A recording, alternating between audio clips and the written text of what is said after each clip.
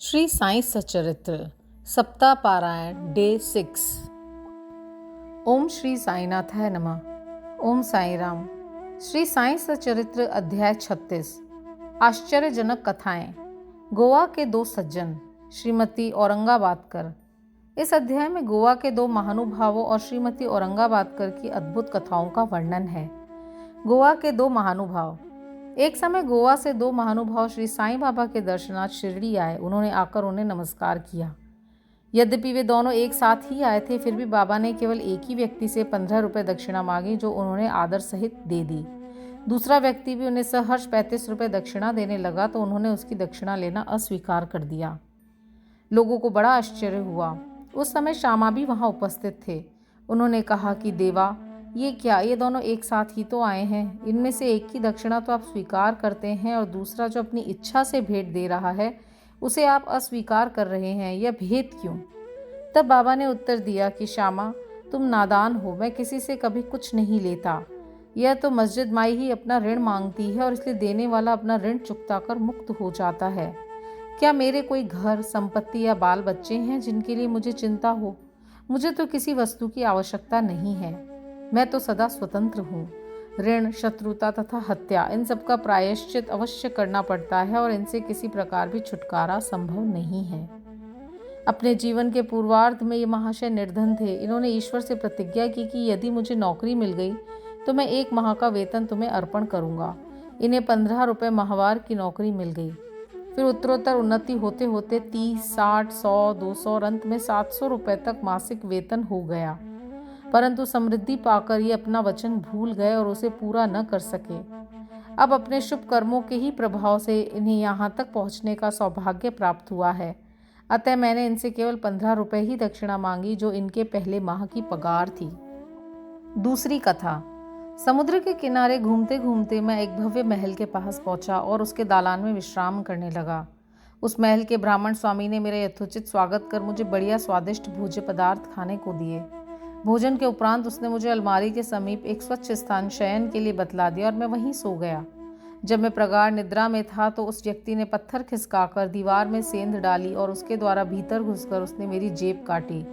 निद्रा से उठने पर मैंने देखा कि मेरे 30,000 रुपये चुरा लिए गए हैं। मैं बड़ी विपत्ति में पड़ गया और दुखित होकर रोता हुआ बैठ गया। केवल नोट ही नोट चुरा लिए थे, इसलिए मैंने सोचा कि यह कार्य उस ब्राह्मण के अतिरिक्त और किसी का नहीं है।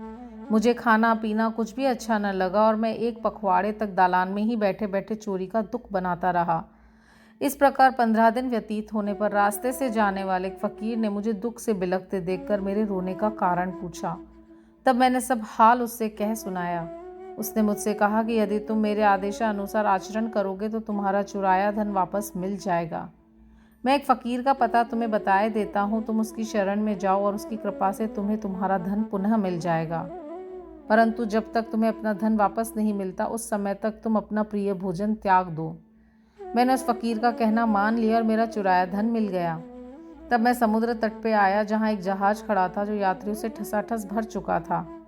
भाग्यवश वहाँ एक उदार प्रकृति वाले चपरासी की सहायता से मुझे एक स्थान मिल गया। इस प्रकार मैं दूसरे किनारे पे पहुंचा और वहाँ से मैं रेलगाड़ी में बैठकर मस्जिद माई आ पहुंचा। कथा समाप्त होते ही बाबा ने श्यामा से अतिथियों को अपने साथ ले जाने और भोजन का प्रबंध करने को कहा। तब श्यामा ने उन्हें अपने घर ले गया और उन्हें भोजन कराया। भोजन करते समय श्यामा ने उनसे कहा कि बाबा की कहानी बड़ी ही रहस्यपूर्ण है, क्योंकि न तो वे कभी समुद्र की ओर गए और न ही उनके पास 30,000 रुपये ही थे। उन्होंने न कभी भी यात्रा की, न ही उनकी कोई रकम चुराई गई और न ही वापस आई। फिर श्यामा ने उन लोगों से पूछा कि आप लोगों को कुछ समझ में आया कि इसका अर्थ क्या था? दोनों अतिथियों की घिघियाँ बंध गई और उनकी आंखों से आंसुओं की धारा बहने लगी। उन्होंने रोते रोते कहा कि बाबा तो सर्वव्यापी, अनंत और परब्रह्म स्वरूप हैं। जो कथा उन्होंने कही है वह बिल्कुल हमारी ही कहानी है और वो मेरे ऊपर बीत चुकी है। ये महान आश्चर्य है कि उन्हें ये सब कैसे ज्ञात हो गया। भोजन के उपरांत हम इसका पूर्ण विवरण आपको सुनाएंगे। भोजन के पश्चात पान खाते हुए उन्होंने अपनी कथा सुनाना प्रारंभ कर दिया। उनमें से एक कहने लगा, घाट में एक पहाड़ी स्थान पे हमारा निवास स्थान है। मैं अपने जीवन निर्वाह के लिए नौकरी ढूंढने गोवा आया था। तब मैंने भगवान दत्तात्रेय को वचन दिया था कि यदि मुझे नौकरी मिल गई तो मैं तुम्हें 1 माह की पगार भेंट चढ़ाऊंगा। उनकी कृपा से मुझे 15 रुपये मासिक की नौकरी मिल गई और जैसा कि बाबा ने कहा उसी प्रकार मेरी उन्नति हुई। मैं अपना वचन बिल्कुल भूल गया था। बाबा ने उसकी स्मृति दिलाई और मुझसे 15 रुपये वसूल कर लिए। आप लोग इसे दक्षिणा न समझे, यह तो एक पुराने ऋण का भुगतान है। दीर्घकाल से भूली हुई प्रतिज्ञा आज पूर्ण हुई है। शिक्षा। यथार्थ में बाबा ने कभी किसी से पैसा नहीं मांगा और न ही अपने भक्तों को मांगने दिया। वे आध्यात्मिक उन्नति में कंचन को बाधक समझते थे और भक्तों को उसके पाश से सदैव बचाते रहते थे। भगत मालसापति इसके उदाहरण स्वरूप हैं। वे बहुत निर्धन थे और बड़ी कठिनाई से अपना जीवन बिताते थे। बाबा उन्हें कभी पैसा मांगने न देते थे और न ही अपने पास की दक्षिणा में से उन्हें कुछ देते थे। एक बार एक दयालु और एक सुहृदय व्यापारी हंसराज ने बाबा की उपस्थिति में एक बड़ी रकम मालसापति को दी, परंतु उन्होंने उसे अस्वीकार कर दिया। अब दूसरा अतिथि अपनी कहानी सुनाने लगा। मेरे पास एक ब्राह्मण रसोई था जो गत 35 वर्षों से ईमानदारी से मेरे पास काम करता आया था। एक दिन उसका मन पलट गया और उसने मेरे रुपए चोरी कर लिए। मेरी अलमारी दीवार में लगी थी और जिस समय हम लोग गहरी नींद में थे उसने पीछे से पत्थर हटाकर मेरे 30,000 रुपयों के नोट चुरा लिए। मैं नहीं जानता कि बाबा को ठीक ठीक धनराशि कैसे ज्ञात हो गई। मैं दिन रात रोता और दुखी रहता था। एक दिन जब मैं इसी प्रकार निराश और उदास होकर बरामदे में बैठा था, उसी समय रास्ते से जाने वाले एक फ़कीर ने मेरी स्थिति जानकर मुझसे इसका कारण पूछा। मैंने उसे सब हाल कह सुनाया। तब उसने बताया कि कोपरगांव तालुके के शिरडी ग्राम में श्री साईं बाबा नाम के एक औलिया रहते हैं। उन्हें वचन दो तथा अपना रुचिकर भोज्य पदार्थ त्याग। मन में कहो कि जब तक मैं तुम्हारा दर्शन न कर लूँगा उस पदार्थ को कदापि न खाऊंगा। तब मैंने अन्न चावल खाना छोड़ दिया और बाबा को वचन दिया कि बाबा, जब तक मुझे आपके दर्शन नहीं होते और मेरी चुराई गई राशि नहीं मिलती तब तक मैं चावल ग्रहण न करूँगा। इस प्रकार जब 15 दिन बीत गए तब वह ब्राह्मण स्वयं ही आया और सब धनराशि लौटाकर क्षमा याचना पूर्वक कहने लगा कि मेरी मति ही भ्रष्ट हो गई थी जो मुझसे ऐसा अपराध हुआ है। मैं आपके पैर पड़ता हूँ, मुझे क्षमा करें। इस प्रकार सब ठीक ठाक हो गया। जिस फ़कीर से मेरी भेंट हुई थी तथा जिसने मुझे सहायता पहुँचाई थी, वह फ़कीर मेरे देखने में कभी नहीं आया। मैंने मन में श्री साईं बाबा के दर्शन की, जिनके लिए फ़कीर ने मुझसे कहा था। बड़ी तीव्र उत्कंठा हुई। मैंने सोचा कि जो फ़कीर मेरे घर पे आया था वह साईं बाबा के अतिरिक्त अन्य कोई नहीं हो सकता, जिन्होंने मुझे कृपा कर दर्शन दिए और मेरी इस प्रकार सहायता की। उन्हें 35 रुपये का लालच कैसे हो सकता था। इसके विपरीत वह अहेतुक कृपा करके आध्यात्मिक उन्नति के पथ पर ले जाते हैं। जब चोरी गई राशि मुझे पुनः प्राप्त हो गई तब मेरे हर्ष का पारावार न रहा। मेरी बुद्धि भ्रमित हो गई और मैं अपना वचन भूल गया। कोलाबा में एक रात्रि को मैंने साईं बाबा को स्वप्न में देखा। तभी मुझे अपनी शिरडी यात्रा के वचन की स्मृति हो आई। मैं गोवा पहुंचा और वहां से एक स्टीमर द्वारा बंबई पहुंचकर शिरडी जाना चाहता था, परंतु जब मैं किनारे पे पहुंचा तो देखा कि स्टीमर खचाखच भर चुका है, उसमें बिल्कुल भी जगह नहीं है। कैप्टन ने तो मुझे चढ़ने न दिया, परंतु एक अपरिचित चपरासी के कहने पर मुझे स्टीमर में बैठने की अनुमति मिल गई और मैं इस प्रकार बंबई पहुंचा। फिर रेलगाड़ी में बैठकर यहाँ पहुंच गया। बाबा के सर्वव्यापी और सर्वज्ञ होने में मुझे कोई शंका नहीं है। देखो तो हम कौन हैं और कहाँ हमारा घर। हमारा भाग्य कितने अच्छे हैं कि बाबा हमारी चुराई गई राशि वापस दिलाकर हमें यहाँ खींच कर लाए हैं। आप शिरडीवासी हम लोगों की अपेक्षा सहस्र गुने श्रेष्ठ और भाग्यशाली हैं, जो बाबा के साथ हंसते खेलते मधुर भाषण करते और कई वर्षों से उनके समीप रहते हो। यह आप लोगों के गत जन्मों के शुभ संस्कारों का ही प्रभाव है जो कि बाबा को यहाँ खींच लाया है। श्री साईं ही हमारे लिए दत्त हैं। उन्होंने ही हमसे प्रतिज्ञा कराई तथा जहाज में स्थान दिलाया और हमें यहाँ लाकर अपनी सर्वव्यापकता तथा सर्वज्ञता का अनुभव कराया। श्रीमती औरंगाबादकर। सोलापुर के सखाराम औरंगाबादकर की पत्नी 27 वर्ष की दीर्घ अवधि के पश्चात भी निसंतान ही थी। उन्होंने संतान प्राप्ति के निमित्त देवी और देवताओं की बहुत मान्यताएं की, परंतु फिर भी उनकी मनोकामना सिद्ध न हुई। तब वे सर्वथा निराश होकर अंतिम प्रयत्न करने के विचार से अपने सौतेले पुत्र श्री विश्वनाथ को साथ ले शिरडी आईं और वहां बाबा की सेवा कर 2 माह रुकी। जब भी वे मस्जिद को जाती तो बाबा को भक्तगण से घिरे हुए पाती। उनकी इच्छा बाबा से एकांत में भेंट कर संतान प्राप्ति के लिए प्रार्थना करने की थी, परंतु कोई योग्य अवसर उनके हाथ न लग सका। अंत में उन्होंने श्यामा से कहा कि जब बाबा एकांत में हो तो मेरे लिए प्रार्थना कर देना। श्यामा ने कहा कि बाबा का तो खुला दरबार है, फिर भी यदि तुम्हारी ऐसी ही इच्छा है तो मैं अवश्य प्रयत्न करूंगा, परंतु यश देना तो ईश्वर के ही हाथ में है। भोजन के समय तुम आंगन में नारियल और उदबत्ती लेकर बैठना और जब मैं संकेत करूं तो खड़ी हो जाना। एक दिन भोजन के उपरांत जब श्यामा बाबा के गीले हाथ तौलिए से पोंछ रहे थे, तभी बाबा ने उनके गाल पर चिकोटी काट ली। तब श्यामा क्रोधित होकर कहने लगे कि देवा, ये क्या आपके लिए उचित है? आप इस प्रकार मेरे गाल पर चिकोटी काटें। मुझे ऐसे शरारती देव की बिल्कुल आवश्यकता नहीं जो इस प्रकार का आचरण करे। हम आप पर आश्रित हैं, तब क्या यही हमारी घनिष्ठता का फल है? बाबा ने कहा, अरे तुम तो 72 जन्मों से मेरे साथ हो। मैंने अब तक तुम्हारे साथ ऐसा कभी नहीं किया, फिर अब तुम मेरे स्पर्श को क्यों बुरा मानते हो? श्यामा बोले कि मुझे तो ऐसा देव चाहिए जो हमें सदा प्यार करे और नित्य नया नया मिष्ठान खाने को दे।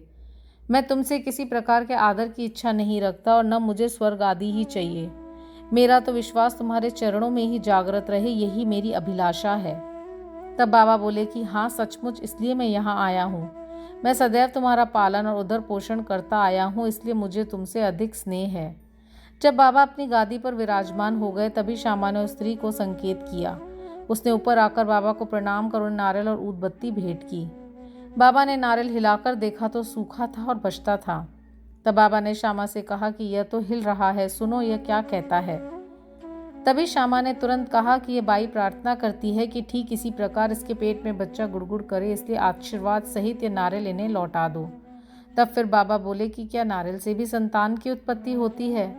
लोग कैसे मूर्ख हैं जो इस प्रकार की बातें गढ़ते हैं। श्यामा ने कहा कि मैं आपके वचनों और आशीष की शक्ति से पूर्ण अवगत हूँ और आपके एक शब्द मात्र से ही इस बाई को बच्चों का तांता लग जाएगा। आप तो टाल रहे हैं और आशीर्वाद नहीं दे रहे हैं। इस प्रकार कुछ देर तक वार्तालाप चलता रहा।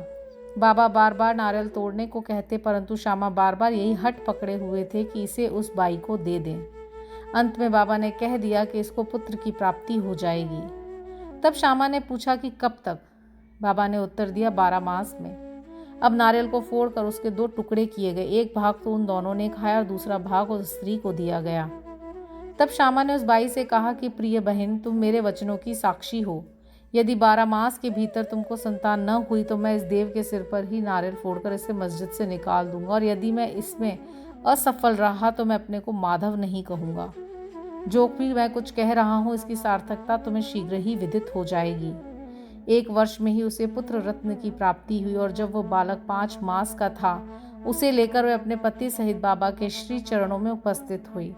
पति पत्नी दोनों ने उन्हें प्रणाम किया और कृतज्ञ पिता श्रीमान औरंगाबादकर ने 500 रुपये भेंट किए, जो बाबा के घोड़े श्याम कर्ण के लिए छत बनाने में काम आए। श्री सद्गुरु साईनाथार्पणमस्तु। शुभम भवतु। ओम साई राम। ओम श्री साईनाथाय नमः। ओम साई राम। श्री साई सचरित्र अध्याय 37 चावड़ी का समारोह। इस अध्याय में हम कुछ थोड़ी सी वैदांतिक विषयों पर प्रारंभिक दृष्टि से समालोचना कर चावड़ी के भव्य समारोह का वर्णन करेंगे। प्रारंभ। धन्य है श्री साईं, जिनका जैसा जीवन था वैसी ही अवर्णनीय गति और क्रियाओं से पूर्ण नित्य के कार्यक्रम भी। कभी तो वे समस्त सांसारिक कार्यों से अलिप्त रहकर कर्मकांडी से प्रतीत होते और कभी ब्रह्मानंद और कभी आत्मज्ञान में निमग्न रहा करते थे। कभी वे अनेक कार्य करते हुए उनसे असंबंध रहते थे, यद्यपि कभी कभी वे पूर्ण निष्क्रिय प्रतीत होते, तथापि वे आलसी नहीं थे। प्रशांत महासागर की तरह सदैव जागरूक रहकर भी वे गंभीर, प्रशांत और स्थिर दिखाई देते थे। उनकी प्रकृति का वर्णन तो सामर्थ्य से परे है। यह तो सर्वविदित है कि वे बाल ब्रह्मचारी थे। वे सदैव पुरुषों को भ्राता तथा स्त्रियों को माता या बहन सदृश्य ही समझा करते थे। उनकी संगति द्वारा हमें जिस अनुपम ज्ञान की उपलब्धि हुई है उसकी विस्मृति मृत्यु पर्यंत न होने पाए, ऐसी उनके श्री चरणों में हमारी विनम्र प्रार्थना है। हम समस्त भूतों में ईश्वर का ही दर्शन करें और नाम स्मरण की रसानुभूति करते हुए हम उनके मोह विनाशक चरणों की अनन्य भाव से सेवा करते रहे, यही हमारी आकांक्षा है। हेमाद पंडित ने अपने दृष्टिकोण द्वारा आवश्यकतानुसार वेदांत का विवरण देकर चावड़ी के समारोह का वर्णन निम्न प्रकार किया है। चावड़ी का समारोह। बाबा के शयनागार का वर्णन पहले ही हो चुका है। वे एक दिन मस्जिद में और दूसरे दिन चावड़ी में विश्राम किया करते थे और यह कार्यक्रम उनकी महासमाधि पर्यंत चालू रहा। भक्तों ने चावड़ी में नियमित रूप से उनका पूजन अर्चन 10 दिसंबर सन 1909 से आरंभ कर दिया था। अब उनके चरणाम्बुजों का ध्यान कर हम चावड़ी के समारोह का वर्णन करेंगे। इतना मनमोहक दृश्य था कि वह देखने वाले ठिठक ठिठक कर रह जाते थे और अपनी सुदबुद भूल यही आकांक्षा करते रहते थे कि यह दृश्य कभी हमारी आंखों से ओझल ना हो। जब चावड़ी में विश्राम करने की उनकी नियमित रात्रि आती तो उस रात्रि को भक्तों का अपार जन समुदाय मस्जिद के सभा मंडप में एकत्र होकर घंटों तक भजन किया करता था। उस मंडप के एक और सुसज्जित रथ रखा रहता था और दूसरी ओर तुलसी वृंदावन था। सारे रसिक जन सभा मंडप से तार, चिपलिस, करताल, मृदंग, खंजरी और ढोल आदि नाना प्रकार के वाद्य लेकर भजन करना आरंभ कर देते थे।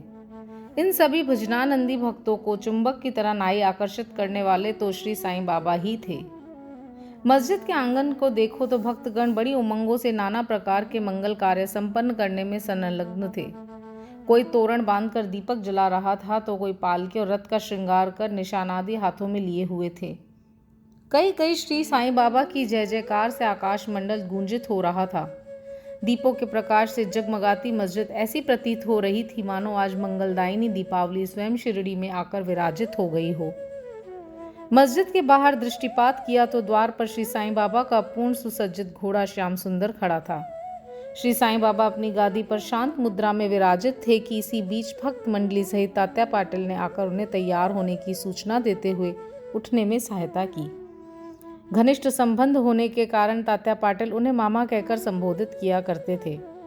बाबा सदैव की भांति अपनी वही कफनी पहनकर बगल में सटका दबाकर चिल्लम और तंबाकू संग लेकर कंधे पर एक कपड़ा डालकर चलने को तैयार हो गए। तभी तात्या पाटिल ने उनके शीश पर एक सुनहरा जरी का शेला डाल दिया।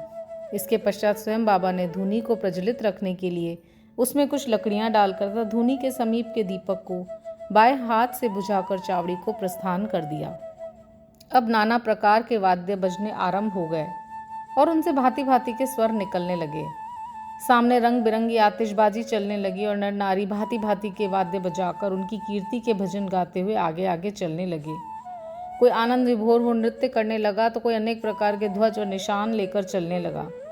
जैसे ही बाबा ने मस्जिद की सीढ़ी पर अपने चरण रखे वैसे ही बालदार ने ललकार कर उनके प्रस्थान की सूचना दी। दोनों ओर से लोग चंवर लेके खड़े होकर उन पर पंखा झलने लगे। फिर पथ पर दूर तक बिछे हुए कपड़ों के ऊपर से समारोह आगे बढ़ने लगा। तात्या पाटिल उनका बायां तथा मालसा दायां हाथ पकड़कर तथा बापू साहब जोग उनके पीछे छत्र लेकर चलने लगे। इनके आगे आगे पूर्ण सुसज्जित अश्व श्याम सुंदर चल रहा था और इनके पीछे भजन मंडली तथा भक्तों का समूह वाद्यों की ध्वनि के संग हरि और साईं नाम की ध्वनि जिससे आकाश गूंज उठता था उच्चारित करते हुए चल रहा था। अब समारोह चावड़ी के कोने पर पहुंचा और सारा जन समुदाय अत्यंत आनंदित तथा प्रफुल्लित दिखाई पड़ने लगा। जब कोने पर पहुंचकर बाबा चावड़ी के सामने खड़े हो गए उस समय उनके मुखमंडल की दिव्य प्रभा बड़ी अनोखी प्रतीत होने लगी और ऐसा प्रतीत होने लगा मानो अरुणोदय के समय बाल रवि क्षितिज पर उदित हो रहा हो। उत्तराभिमुख होकर वे एक ऐसी मुद्रा में खड़े हो गए जैसे कोई किसी के आगमन की प्रतीक्षा कर रहा हो। वाद्य पूर्ववत ही बजते रहे और वे अपना दाहिना हाथ थोड़ी देर ऊपर नीचे उठाते रहे। वादक बड़े जोरों से वाद्य बजाने लगे और इसी समय काका साहब दीक्षित गुलाल और फूल चांदी की थाली में लेकर सामने आए। बाबा के ऊपर पुष्प तथा गुलाल की वर्षा करने लगे। बाबा के मुखमंडल पे रक्तिम आभा जगमगाने लगे और सब लोग तृप्त हृदय से उस रस माधुरी का आस्वादन करने लगे। इस मनमोहक दृश्य और अवसर का वर्णन शब्दों में करने में लेखनी असमर्थ है।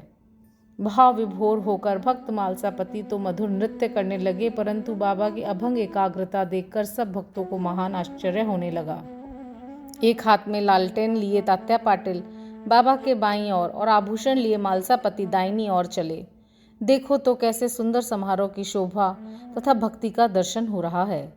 इस दृश्य की झांकी पाने के लिए ही सहस्रों नर नारी, क्या अमीर और क्या फकीर, सभी वहां एकत्रित थे। अब बाबा मंद मंद गति से आगे बढ़ने लगे और उनके दोनों ओर भक्तगण भक्ति भाव सहित संग संग चलने लगे और चारों ओर प्रसन्नता का वातावरण दिखाई पड़ने लगा। संपूर्ण वायुमंडल भी खुशी से झूम उठा और इस प्रकार समारोह चावड़ी पहुंचा। अब वैसा दृश्य भविष्य में कोई न देख सकेगा। अब तो केवल उसकी याद करके आंखों के सम्मुख उस मनोरम अतीत की कल्पना से ही अपने हृदय की प्यास शांत करनी पड़ेगी। चावड़ी की सजावट भी अति उत्तम प्रकार से की गई थी। उत्तम बढ़िया चांदनी, शीशे और भांति भांति के हांडी, लालटेन, गैस बत्ती लगे हुए थे। चावड़ी पहुंचने पर तात्या पाटिल आगे बढ़े और आसन बिछाकर तकिए के सहारे उन्होंने बाबा को बिठाया। फिर उनको एक बढ़िया अंगरखा पहनाया और भक्तों ने नाना प्रकार से उनकी पूजा की। उन्हें स्वर्ण मुकुट धारण कराया तथा फूलों और जवाहरों की मालाएं उनके गले में पहनाई। फिर ललाट पर कस्तूरी का वैष्णवी तिलक तथा मध्य में बिंदी लगाकर दीर्घ काल तक उनके और अपलक निहारते रहे। उनके सिर का कपड़ा बदल दिया गया और उसे ऊपर ही उठाए रहे, क्योंकि सभी शंकित थे कि कहीं वे उसे फेंक न दें। परंतु बाबा तो अंतर्यामी थे और उन्होंने भक्तों को उनकी इच्छानुसार ही पूजन करने दिया। इन आभूषणों से सुसज्जित होने के उपरांत तो उनकी शोभा अवर्णनीय थी। नाना साहिब ने मोड़कर ने वृत्ताकार एक सुंदर छत्र लगाया, जिसकी केंद्र में एक छड़ी लगी हुई थी। बापू साहब जोग ने चांदी की एक सुंदर थाली में पात्र प्रक्षालन किया और अर्घ देने के पश्चात उत्तम विधि से उनका पूजन अर्चन किया और उनके हाथों में चंदन लगाकर पान का बीड़ा दिया। उन्हें आसन पर बिठाया गया। फिर तात्या पाटिल तथा अन्य भक्त सब उनके श्री चरणों पर अपने अपने शीश झुकाकर प्रणाम करने लगे। जब वे तकिए के सहारे बैठ गए तब भक्तगण दोनों ओर से चंवर और पंखे झलने लगे। श्यामा ने चिल्लम तैयार कर तात्या पाटिल को दी। उन्होंने एक फूंक लगाकर चिल्लम प्रज्वलित की और उसे बाबा को पीने को दिया। उनके चिल्लम पी लेने के पश्चात फिर वह भगत मालसापति को और बाद में सब भक्तों को दी गई। धन्य है वह निर्जीव चिल्लम, कितना महान तप है उसका, जिसने कुम्हार द्वारा पहले चक्र पे घुमा के धूप में सुखाने फिर अग्नि में तपाने जैसे अनेक संस्कार पाए, तब कहीं उसे बाबा के कर स्पर्श तथा चुंबन का सौभाग्य प्राप्त हुआ। जब यह सब कार्य समाप्त हो गया तब भक्तगण ने बाबा को फूल मालाओं से लाद दिया और सुगंधित फूलों के गुलदस्ते उन्हें भेंट किए। बाबा तो वैराग्य के पूर्ण अवतार थे और वे उन हीरे जवाहरात व फूलों के हारों तथा इस प्रकार की सज धज में कब अभिरुचि लेने वाले थे, परंतु भक्तों के सच्चे प्रेम वश ही उनकी इच्छानुसार पूजन करने में उन्होंने कोई आपत्ति ना की। अंत में मांगलिक स्वर में वाद बजने लगे और बापू साहब जोग ने बाबा की यथावती आरती की। आरती समाप्त होने पर भक्तों ने बाबा को प्रणाम किया और उनकी आज्ञा लेकर सब एक एक करके अपने घर लौटने लगे। तब तात्या पाटिल ने उन्हें चिलम पिलाकर गुलाब जल इत्र इत्यादि लगाया और विदा लेते समय गुलाब का पुष्प दिया। तभी बाबा प्रेम पूर्वक कहने लगे कि तात्या, मेरी देखभाल भली भांति करना। तुम्हें घर जाना है तो जाओ, परंतु रात्रि में कभी कभी आकर मुझे देख भी जाना। तब स्वीकारात्मक उत्तर देकर तात्या पाटिल चावड़ी से अपने घर चले गए। फिर बाबा ने बहुत सी चादरें बिछाकर स्वयं अपना बिस्तर लगाकर विश्राम किया। अब हम भी विश्राम करें और इस अध्याय को समाप्त करते हुए हम पाठकों से प्रार्थना करते हैं कि वे प्रतिदिन शयन के पूर्व श्री साईं बाबा और चावड़ी समारोह का ध्यान अवश्य कर लिया करें। श्री सद्गुरु साईनाथार्पणमस्तु। शुभम भवतु। ओम साई राम। ओम श्री साईनाथाय नमः। ओम साई राम। श्री साईं सचरित्र अध्याय 38। बाबा की हांडी नाना साहेब द्वारा देव मूर्ति की उपेक्षा, नैवेद्य वितरण, छाछ का प्रसाद। गत अध्याय में चावड़ी के समारोह का वर्णन किया गया है। अब इस अध्याय में बाबा की हांडी तथा कुछ अन्य विषयों का वर्णन होगा। प्रस्तावना। हे सद्गुरु साईं, तुम धन्य हो, हम तुम्हें नमन करते हैं। तुमने विश्व को सुख पहुंचाया और भक्तों का कल्याण किया। तुम उदार हृदय हो। जो भक्तगण तुम्हारे अभय चरण कमलों में अपने को समर्पित कर देते हैं, तुम उनकी सदैव रक्षा एवं उद्धार किया करते हो। भक्तों के कल्याण और परित्राण के निमित्त ही तुम अवतार लेते हो। ब्रह्म के सांचे में शुद्ध आत्मा रूपी द्रव्य डाला गया और उसमें से ढलकर जो मूर्ति निकली वही संतों के संत श्री साईं बाबा है। साईं स्वयं ही आत्माराम और चिर आनंद धाम है। इस जीवन के समस्त कार्यों को नश्वर जानकर उन्होंने भक्तों को निष्काम और मुक्त किया। बाबा की हांडी। मानव धर्म शास्त्र में भिन्न भिन्न युगों के लिए भिन्न भिन्न साधनाओं का उल्लेख किया गया है। सतयुग में तप, त्रेता में ज्ञान, द्वापर में यज्ञ और कलयुग में दान का विशेष महात्म्य है। सर्व प्रकार के दानों में अन्नदान श्रेष्ठ है। जब मध्याह्न के समय हमें भोजन प्राप्त नहीं होता तब हम विचलित हो जाते हैं। ऐसी स्थिति अन्य प्राणियों के अनुभव कर जो किसी भिक्षुक या भूखे को भोजन देता है वही श्रेष्ठ दानी है। तैत्तिरीय उपनिषद में लिखा है कि अन्न ही ब्रह्मा है और उसी से सब प्राणियों की उत्पत्ति होती है तथा उससे ही वे जीवित रहते हैं और मृत्यु के उपरांत उसी में लय भी हो जाते हैं। जब कोई अतिथि दोपहर के समय अपने घर आता है तो हमारा कर्तव्य हो जाता है कि हम उसका अभिनंदन कर उसे भोजन कराएं। अन्य दान जैसे धन, भूमि और वस्त्र इत्यादि देने में तो पात्रता का विचार करना पड़ता है, परंतु अन्न के लिए विशेष सोच विचार की आवश्यकता नहीं है। दोपहर के समय कोई भी अपने द्वार पे आए उसे शीघ्र भोजन कराना हमारा परम कर्तव्य है। प्रथमतः लूले, लंगड़े, अंधे या रुग्ण भिखारियों को, फिर उन्हें जो हाथ पैर से स्वस्थ हैं, और उन सभी के बाद अपने संबंधियों को भोजन कराना चाहिए।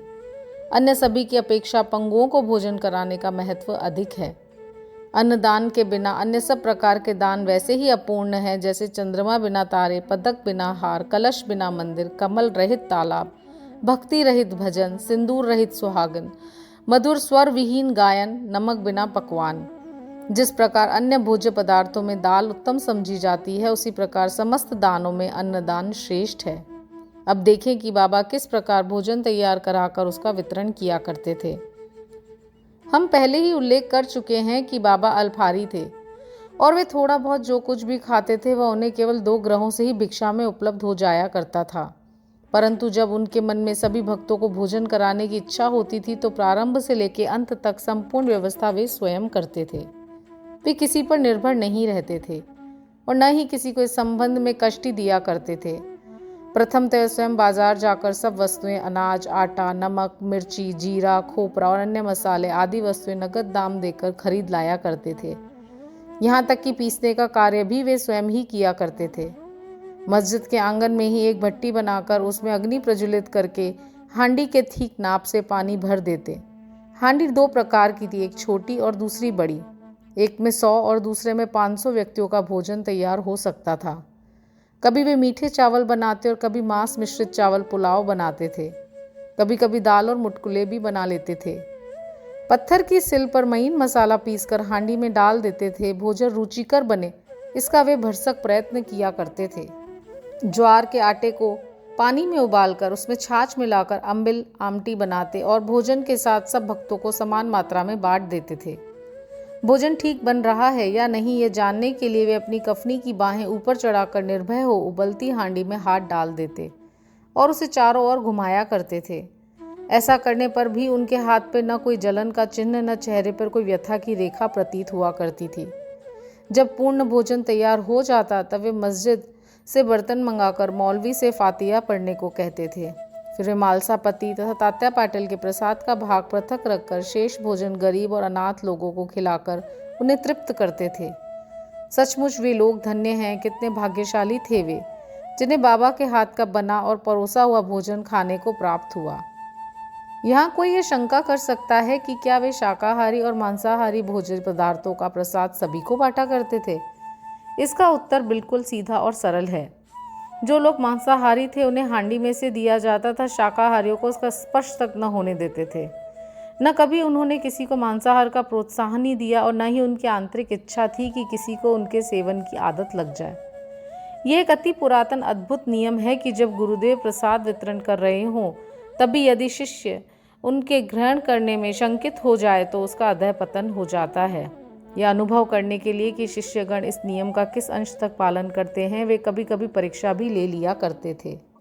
उदाहरणार्थ, एक एकादशी के दिन उन्होंने दादा केलकर को कुछ रुपए देकर कुछ मांस खरीद के लाने को कहा। दादा केलकर पूरे कर्मकांडी थे और प्राय सभी नियमों का जीवन में पालन किया करते थे। उनकी ये दृढ़ भावना थी कि द्रव्य, अन्न और वस्त्र इत्यादि गुरु को भेंट करना पर्याप्त नहीं है। केवल उनकी आज्ञा ही शीघ्र कार्यान्वित करने से वे प्रसन्न हो जाते हैं, यही उनकी दक्षिणा है। दादा शीघ्र कपड़े पहनकर एक थैला लेकर बाजार जाने के लिए उद्यत हो गए। तब बाबा ने उन्हें लौटा लिया और कहा कि तुम न जाओ, अन्य किसी को भेज दो। तब दादा ने अपने नौकर पांडु को इस कार्य के निमित्त भेजा। उसको जाते देखकर बाबा ने उसे भी वापस बुलाने को कहकर यह कार्यक्रम स्थगित कर दिया। ऐसे एक अन्य अवसर पर उन्होंने दादा से कहा कि देखो तो नमकीन पुलाव कैसा पका है। दादा ने यूं ही मुंह देखी कह दिया कि अच्छा है। तब वे कहने लगे, तुमने न अपनी आंखों से ही देखा है न जीवा से स्वाद लिया, फिर तुमने कैसे कह दिया कि उत्तम बना है? थोड़ा ढक्कन हटाकर तो देखो। बाबा ने दादा की बांह पकड़ी और बलपूर्वक बर्तन में डालकर बोले, थोड़ा सा इसमें से निकालो और अपना कट्टरपन छोड़कर चखकर देखो। जब माँ का सच्चा प्रेम बच्चे पर उमड़ आता है तब माँ उसे चिमटी भरती है, परंतु उसका चिल्लाना या रोना देखकर वह उसे अपने हृदय से लगाती है। इसी प्रकार बाबा ने सात्विक मात्र प्रेम के वश हो दादा का इस प्रकार हाथ पकड़ा। यथार्थ में कोई भी संत या गुरु कभी भी अपने कर्मकांडी शिष्य को वर्जित भोज्य के लिए आग्रह कर अपनी अपकीर्ति कराना पसंद न करेगा। इस प्रकार यह हांडी का कार्यक्रम सन 1910 तक चला और फिर स्थगित हो गया। जैसा पूर्व में उल्लेख किया जा चुका है कि दासगणों ने अपने कीर्तन द्वारा समस्त बंबई प्रांत में बाबा की अधिक कीर्ति फैलाई। फलतः इस प्रांत से लोगों के झुंड शिरडी को आने लगे और थोड़े ही दिनों में शिरडी पवित्र तीर्थ क्षेत्र बन गया। भक्तगण बाबा को नैवेद्य अर्पित करने के लिए नाना प्रकार के स्वादिष्ट भोजन लाते थे, जो इतनी अधिक मात्रा में एकत्र हो जाता था कि फकीरों और भिखारियों को संतोषपूर्वक भोजन कराने पर भी बच जाता था। नैवेद्य वितरण करने की विधि का वर्णन करने से पूर्व हम नाना साहेब चांदोरकर की उस कथा का वर्णन करेंगे जो स्थानीय देवी देवताओं और मूर्तियों के प्रति बाबा की सम्मान भावना की द्योतक है। नाना साहेब द्वारा देव मूर्ति की उपेक्षा। कुछ व्यक्ति अपनी कल्पना के अनुसार बाबा को ब्राह्मण तथा कुछ उन्हें यवन समझा करते थे, परंतु वास्तव में उनकी कोई जाति न थी। उनकी और ईश्वर की केवल एक जाति थी। कोई भी निश्चय पूर्वक यह नहीं जानता था कि वे किस कुल में जन्मे और उनके माता पिता कौन थे। फिर उन्हें हिंदू या यवन कैसे घोषित किया जा सकता है? यदि वे यवन होते तो मस्जिद में सदैव धूनी और तुलसी वृंदावन ही क्यों लगाते और शंख घंटे तथा अन्य संगीत वाद्य क्यों बजने देते? हिंदुओं की विविध प्रकार की पूजाओं को क्यों स्वीकार करते? यदि सचमुच यवन होते तो उनके कान क्यों छिदे होते तथा वे हिंदू मंदिरों का स्वयं जीर्णोद्धार क्यों करवाते? उन्होंने हिंदुओं की मूर्तियों तथा देवी देवताओं की जरा सी भी उपेक्षा कभी सहन न की। एक बार नाना साहेब चांदोरकर अपने साडू साली के पति श्री बिनीवली के साथ शिरडी आए।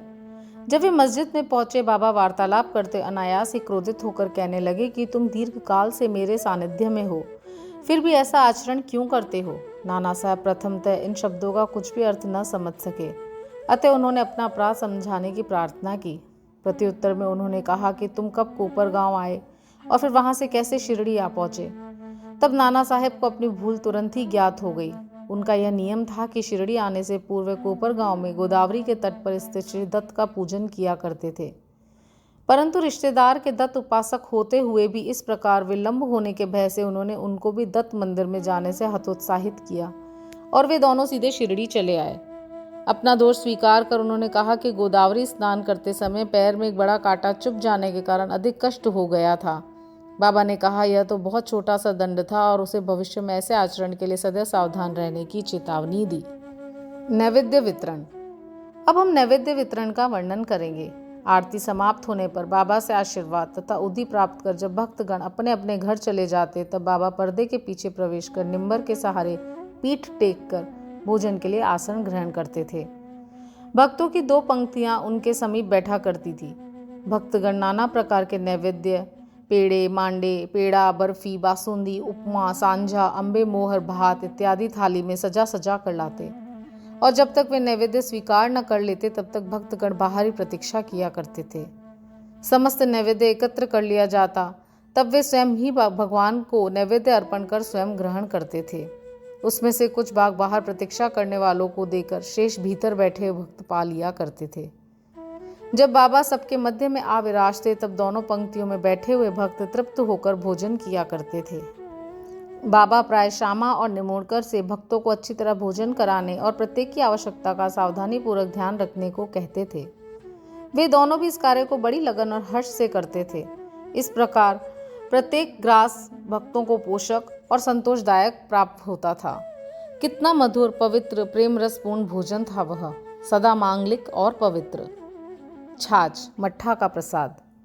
इस सत्संग में बैठकर एक दिन जब हिमातपन पूर्णतः भोजन कर चुके, तब बाबा ने उन्हें एक प्याला छाछ पीने को दिया।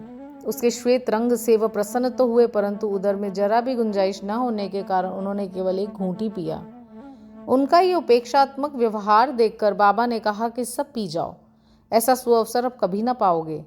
तब उन्होंने पूरी छाछ पी ली थी, किंतु उन्हें बाबा के सांकेतिक वचनों का मर्म शीघ्र ही विदित हो गया, क्योंकि इस घटना के थोड़े दिनों के पश्चात ही बाबा समाधिस्थ हो गए।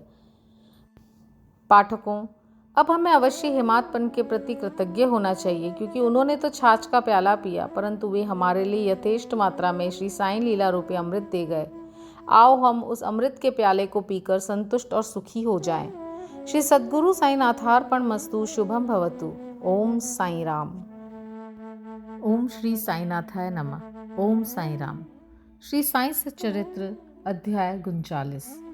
बाबा का संस्कृत ज्ञान, गीता के एक श्लोक की बाबा द्वारा टीका, समाधि मंदिर का वर्णन। इस अध्याय में बाबा ने गीता के एक श्लोक का अर्थ समझाया है।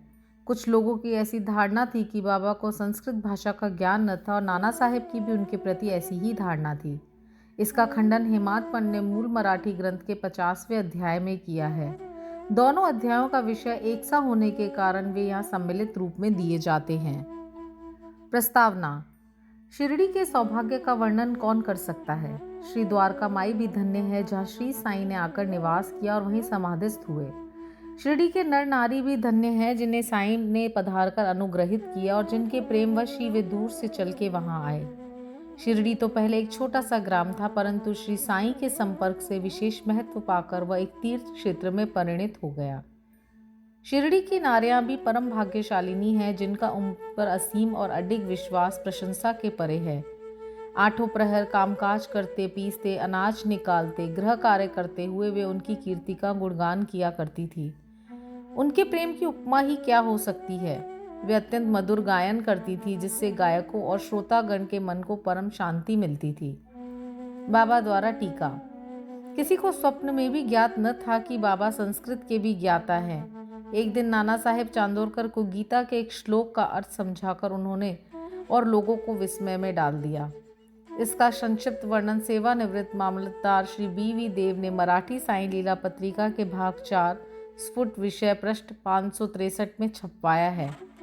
इसका संक्षिप्त विवरण साईं बाबास चार्टर्स एंड सेइंग्स पुस्तक के 61वें पृष्ठ पर और the wondrous Saint Sai Baba के पृष्ठ 36 पर भी छपा है। ये दोनों पुस्तकें श्री बी.वी. नरसिंह स्वामी द्वारा रचित हैं। श्री बी.वी. देव ने अंग्रेजी में तारीख 27/9/1936 को एक वक्तव्य दिया है, जो कि नरसिंह स्वामी द्वारा रचित पुस्तक के भक्तों के अनुभव भाग 3 में छापा गया है। श्री देव को इस विषय की प्रथम सूचना नाना साहेब चांदोरकर से प्राप्त हुई थी, इसलिए उनका कथन नीचे उद्धृत किया जाता है। नाना साहेब चांदोरकर वेदांत के विद्वान विद्यार्थियों में से एक थे। उन्होंने अनेक टीकाओं के साथ गीता का अध्ययन भी किया था और उन्हें अपने इस ज्ञान का अहंकार भी था। उनका मत था कि बाबा संस्कृत भाषा के सर्वथा अनभिज्ञ हैं, इसलिए बाबा ने उनके इस भ्रम का निवारण करने का विचार किया। यह उस समय की बात है जब भक्तगण अल्प संख्या में आते थे। बाबा भक्तों से एकांत में देर तक वार्तालाप किया करते थे। नाना साहेब इस समय बाबा की चरण सेवा कर रहे थे और अस्पष्ट शब्दों में कुछ गुनगुना रहे थे। बाबा: नाना, तुम धीरे धीरे क्या कर रहे हो? नाना: मैं गीता के एक श्लोक का पाठ कर रहा हूँ। बाबा: कौन सा श्लोक है वह? नाना: यह भगवद गीता का एक श्लोक है। बाबा ने कहा, जरा उसे उच्च स्वर में कहो। तब नाना भगवद गीता के 4थे अध्याय का 34वां श्लोक कहने लगे। तद्विधि प्रणिपातेन परिप्रश्नेन सेवया उपदेक्ष्यन्ति ते ज्ञानम ज्ञानिनस्तत्त्वदर्शिनः। बाबा ने कहा, नाना, क्या तुम्हें इसका अर्थ विदित है? नाना ने कहा, जी महाराज। बाबा बोले, यदि विदित है तो मुझे भी सुनाओ। नाना ने कहा, इसका अर्थ है तत्व को जानने वाले ज्ञानी पुरुषों को भली प्रकार दंडवत कर सेवा और निष्कपट भाव से किए गए प्रश्न द्वारा ज्ञान को जान। वे ज्ञानी जिन्हें सद्वस्तु ब्रह्म की प्राप्ति हो चुकी है तुझे ज्ञान का उपदेश देंगे। बाबा ने कहा, नाना, मैं इस प्रकार का संकुल भावार्थ नहीं चाहता। मुझे तो प्रत्येक शब्द और उसका भाषांतरित उच्चारण करते हुए व्याकरण सम्मत अर्थ समझाओ। अब नाना एक एक शब्द का अर्थ समझाने लगे। बाबा ने पूछा, नाना, क्या केवल साष्टांग नमस्कार करना ही पर्याप्त है? नाना ने कहा, नमस्कार करने के अतिरिक्त मैं प्रणिपात का दूसरा कोई अर्थ नहीं जानता। बाबा ने पूछा, परिप्रश्न का क्या अर्थ है? नाना ने कहा, प्रश्न पूछना। बाबा ने पूछा, प्रश्न का क्या अर्थ है? नाना ने कहा, वही प्रश्न पूछना। बाबा ने पूछा, यदि परिप्रश्न और प्रश्न दोनों का अर्थ एक ही है तो फिर व्यास ने परि उपसर्ग का प्रयोग क्यों किया है? नाना ने कहा, मुझे तो परिप्रश्न का अन्य कोई अर्थ विदित ही नहीं है। बाबा ने पूछा, सेवा या किस प्रकार की सेवा से आशय है? नाना ने कहा, वही जो हम लोग सदा आपकी करते रहते हैं। बाबा ने पूछा, क्या यह सेवा पर्याप्त है? नाना ने कहा, और इससे अधिक सेवा का और कोई विशिष्ट अर्थ मुझे ज्ञात नहीं है। बाबा ने पूछा, दूसरी पंक्ति के उपदेशंति ते ज्ञानम में क्या तुम ज्ञानम शब्द के स्थान पे दूसरे शब्द का प्रयोग कर इसका अर्थ कह सकते हो? नाना ने कहा, जी हाँ। बाबा ने पूछा, कौन सा शब्द? नाना ने कहा, अज्ञानम। बाबा ने पूछा, ज्ञानम के बजाय उस शब्द को जोड़कर क्या इस श्लोक का अर्थ निकलता है? नाना ने कहा, जी नहीं, शांकर भाष्य में इस बात की कोई व्याख्या नहीं है। बाबा ने कहा, नहीं है तो क्या हुआ? यदि अज्ञान शब्द के प्रयोग से कोई उत्तम अर्थ निकलता है तो उसमें क्या आपत्ति है? नाना ने कहा, मैं नहीं जानता कि उसमें अज्ञान शब्द का किस प्रकार प्रयोग होगा। बाबा ने पूछा, कृष्ण ने अर्जुन को क्यों ज्ञानियों या तत्वदर्शियों को नमस्कार करने, उनसे प्रश्न पूछने और सेवा करने का उपदेश किया है? क्या स्वयं कृष्ण तत्वदर्शी नहीं थे, वस्तुतः स्वयं ज्ञान स्वरूप? नाना ने कहा, जी हाँ, वे ज्ञान अवतार थे, परंतु मुझे यह समझ नहीं आता कि उन्होंने अर्जुन से अन्य ज्ञानियों के लिए क्यों कहा। बाबा ने पूछा, क्या तुम्हारी समझ में नहीं आया? अब नाना हतप्रभ हो गए, उनका घमंड चूर हो चुका था। तब बाबा स्वयं इस प्रकार अर्थ समझाने लगे। ज्ञानियों को केवल साष्टांग नमस्कार करना पर्याप्त नहीं है, हमें सद्गुरु के प्रति अनन्य भाव से शरणागत होना चाहिए। केवल प्रश्न पूछना पर्याप्त नहीं, किसी कुप्रवृत्ति या पाखंड या वाक्य जाल में फंसाने या कोई त्रुटि निकालने की भावना से प्रेरित होकर प्रश्न नहीं करना चाहिए, वरन प्रश्न उत्सुकता पूर्वक केवल मोक्ष या आध्यात्मिक पथ पर उन्नति प्राप्त करने की भावना से ही प्रेरित होकर करना चाहिए। मैं तो सेवा करने या अस्वीकार करने में पूर्ण स्वतंत्र हूँ। जो ऐसी भावना से कार्य करता है वह सेवा नहीं कहा जा सकती। उसे अनुभव करना चाहिए कि मुझे अपने शरीर पर कोई अधिकार नहीं और इस शरीर पर तो गुरु का ही अधिकार है और केवल उनकी ही सेवा के निमित्त वह विद्यमान है। इस प्रकार आचरण करने से तुम्हें सद्गुरु द्वारा ज्ञान की प्राप्ति हो जाएगी, जैसा कि पूर्व श्लोक में बताया गया है। नाना को यह समझ में नहीं आ सका कि गुरु किस प्रकार अज्ञान की शिक्षा देते हैं। बाबा ने कहा, ज्ञान का उपदेश कैसा है, अर्थात भविष्य में प्राप्त होने वाली आत्मानुभूति की शिक्षा। अज्ञान का नाश करना ज्ञान है। गीता के श्लोक 19 से 66 पर ज्ञानेश्वरी भाष्य की ओवी 1396 में इस प्रकार वर्णन है, हे अर्जुन, यदि तुम्हारी निद्रा और स्वप्न भंग हो तब तुम स्वयं हो। वह इसी प्रकार है। गीता के अध्याय 5 से 16 के आगे टीका में लिखा है, क्या ज्ञान में अज्ञान नष्ट करने के अतिरिक्त और कोई भेद भी है? अंधकार नष्ट करने का अर्थ प्रकाश है। जब हम द्वैत नष्ट करने की चर्चा करते हैं तो हम अद्वैत की बात करते हैं। जब हम अंधकार नष्ट करने की बात करते हैं तो उसका अर्थ है कि हम प्रकाश की बात करते हैं। यदि हम अद्वैत की स्थिति का अनुभव करना चाहते हैं तो हमें द्वैत की भावना नष्ट करनी चाहिए। यह अद्वैत स्थिति प्राप्त होने का लक्षण है। द्वैत में रहकर अद्वैत की चर्चा कौन कर सकता है? जब तक वैसी स्थिति प्राप्त न हो तब क्या उसका कोई अनुभव कर सकता है? शिष्य श्री सद्गुरु के समान ही ज्ञान की मूर्ति है। उन दोनों में केवल अवस्था, उच्च अनुभूति, अद्भुत अलौकिक सत्य, अद्वितीय योग्यता और ऐश्वर्य योग में भिन्नता होती है। सद्गुण निर्गुण निराकार सच्चिदानंद है। वस्तुतः वे केवल मनुष्य जाति और विश्व के कल्याण के निमित्त स्वेच्छापूर्वक मानव शरीर धारण करते हैं, परंतु नर देह धारण करने पर भी उनकी सत्ता की अनंतता में कोई बाधा उपस्थित नहीं होती। उनकी आत्मोपलब्धि, लाभ, दैविक शक्ति और ज्ञान सदा एक से रहते हैं। शिष्य का भी तो यथार्थ में यही स्वरूप है, परंतु अनगिनत जन्मों के कारण उसे अज्ञान उत्पन्न हो जाता है और उसी के वशीभूत होकर उसे भ्रम हो जाता है तथा अपने शुद्ध चैतन्य स्वरूप की विस्मृति हो जाती है। गीता का अध्याय 5 देखो। अज्ञाने नावृतम ज्ञानम नेमुहन्ति जन्तवः। जैसा कि वहाँ बतलाया गया है, उसे भ्रम हो जाता है कि मैं जीव हूँ, एक प्राणी हूँ, दुर्बल और असहाय हूँ। गुरु इस अज्ञान रूपी जड़ को काट कर फेंक देता है और इसलिए उस उपदेश को करना पड़ता है। ऐसे शिष्य को जो जन्म जन्मांतरों से धारणा करता आया है कि मैं तो जीव, दुर्बल और असहाय हूँ, गुरु सैकड़ों जन्मों तक ऐसी शिक्षा देते हैं कि तुम ही ईश्वर हो, सर्वशक्तिमान हो, समर्थ हो। तब कहीं जाकर उसे किंचित मात्र भास होता है कि यथार्थ में मैं ही ईश्वर हूँ। सतत भ्रम में रहने के कारण ही उसे ऐसा भास होता है कि मैं शरीर हूँ, एक जीव हूँ तथा ईश्वर और यह विश्व मुझसे एक भिन्न वस्तु हैं। यह तो केवल एक भ्रम मात्र है जो अनेक जन्म धारण करने के कारण उत्पन्न हो गया है। कर्मानुसार प्रत्येक प्राणी की सुख दुख की प्राप्ति होती है। इस भ्रम, इस त्रुटि और इस अज्ञान की जड़ को नष्ट करने के लिए हमें स्वयं अपने से प्रश्न करना चाहिए कि यह ज्ञान कैसे पैदा हो गया, वह अज्ञान कहाँ है, और इस त्रुटि का दिग्दर्शन कराने को ही उपदेश कहते हैं। अज्ञान के नीचे लिखे उदाहरण हैं। नंबर 1, मैं एक जीव हूँ। शरीर ही आत्मा है, मैं शरीर हूँ। ईश्वर, विश्व और जीव भिन्न भिन्न तत्व हैं, मैं ईश्वर नहीं हूँ। शरीर आत्मा नहीं है, इसका बोध न होना, इसका ज्ञान न होना कि ईश्वर, विश्व और जीव एक ही हैं। जब तक इन त्रुटियों का उसे दिग्दर्शन नहीं कराया जाता, जब तक शिष्य को यह कभी अनुभव नहीं हो सकता कि ईश्वर, जीव और शरीर क्या है और उनमें क्या अन्योन्याश्रित संबंध है तथा वे परस्पर भिन्न हैं या अभिन्न हैं अथवा एक ही हैं। इस प्रकार की शिक्षा देना और भ्रम को दूर करना ही अज्ञान का ज्ञानोपदेश कहलाता है। अब प्रश्न यह है कि जीव जो स्वयं ज्ञान मूर्ति है, उसे ज्ञान की क्या आवश्यकता है? उपदेश का हेतु तो केवल त्रुटि को उसकी दृष्टि में लाकर अज्ञान को नष्ट करना है। बाबा ने कहा, प्रणिपात का अर्थ है शरणागति। शरणागत होना चाहिए तन मन धन से, अर्थात अनन्य भाव से। कृष्ण अन्य ज्ञानियों की ओर क्यों संकेत करते हैं? सद्भक्त के लिए तो प्रत्येक तत्व वासुदेव है। भगवद गीता 1 अध्याय 7 से 19, अर्थात कोई भी गुरु अपने भक्त के लिए कृष्ण है और गुरु शिष्य को वासुदेव मानता है और कृष्ण इन दोनों को अपनी प्राण और आत्मा।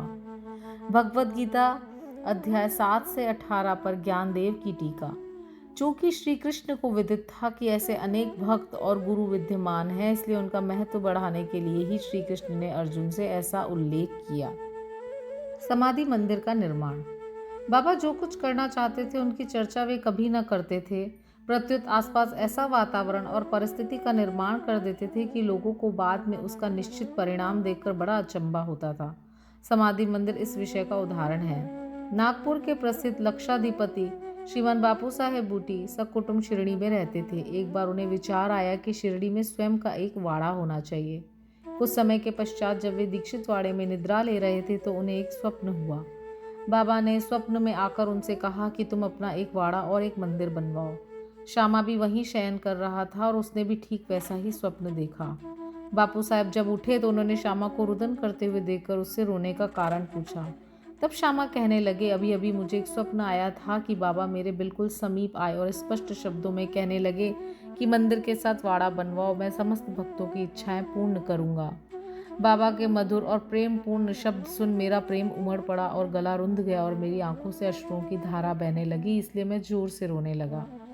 बापू साहब बूटी को आश्चर्य हुआ कि दोनों के स्वप्न एक से ही हैं। धनाढ्य तो वे थे ही। उन्होंने वाड़ा निर्माण करने का निश्चय कर लिया और श्यामा के साथ बैठकर एक नक्शा खींचा। काका साहेब दीक्षित ने भी उसे स्वीकृत किया और जब नक्शा बाबा के समस्त प्रस्तुत किया गया तो उन्होंने भी तुरंत स्वीकृति दे दी। तब निर्माण कार्य प्रारंभ कर दिया गया और श्यामा की देखरेख में नीचे मंजिल, तहखाना और कुआं बनके तैयार हो गया। बाबा भी लेंडी को आते जाते समय परामर्श दे दिया करते थे। आगे यह कार्य बापू साहब जोग को सौंप दिया गया। जब कार्य इस प्रकार चल ही रहा था कि उस समय बापू साहब जोग को एक विचार आया कि कुछ खुला स्थान भी अवश्य होना चाहिए जिसके बीचों बीच मुरलीधर की मूर्ति की स्थापना की जाए। उन्होंने अपना विचार श्यामा को प्रकट किया और बाबा से अनुमति प्राप्त करने को कहा। जब बाबा वाड़े के पास से जा रहे थे तभी श्यामा ने बाबा से प्रश्न कर दिया। श्यामा का प्रश्न सुनकर बाबा ने स्वीकृति देते हुए कहा कि जब मंदिर का कार्य पूर्ण हो जाएगा तब मैं स्वयं वहाँ निवास करूंगा, और वाड़े की ओर दृष्टिपात करते हुए कहा, जब वाड़ा पूर्ण हो जाएगा तब हम सब लोग उसका उपभोग करेंगे, वहीं रहेंगे, घूमेंगे फिरेंगे और एक दूसरे को हृदय से लगाएंगे तथा आनंद पूर्वक विचरेंगे। जब श्यामा ने बाबा से पूछा कि क्या यह मूर्ति के मध्य कक्ष की नींव के कार्य आरंभ करने का शुभ मुहूर्त है, तब उन्होंने स्वीकारात्मक उत्तर दे दिया और तभी श्यामा ने एक नारियल लाके तोड़ा और कार्य प्रारंभ कर दिया। ठीक समय में सब कार्य पूर्ण हो गया और मुरलीधर की एक सुंदर मूर्ति बनवाने का प्रबंध किया गया। अभी उसका निर्माण कार्य प्रारंभ भी न हो पाया था कि एक नवीन घटना घटित हो गई।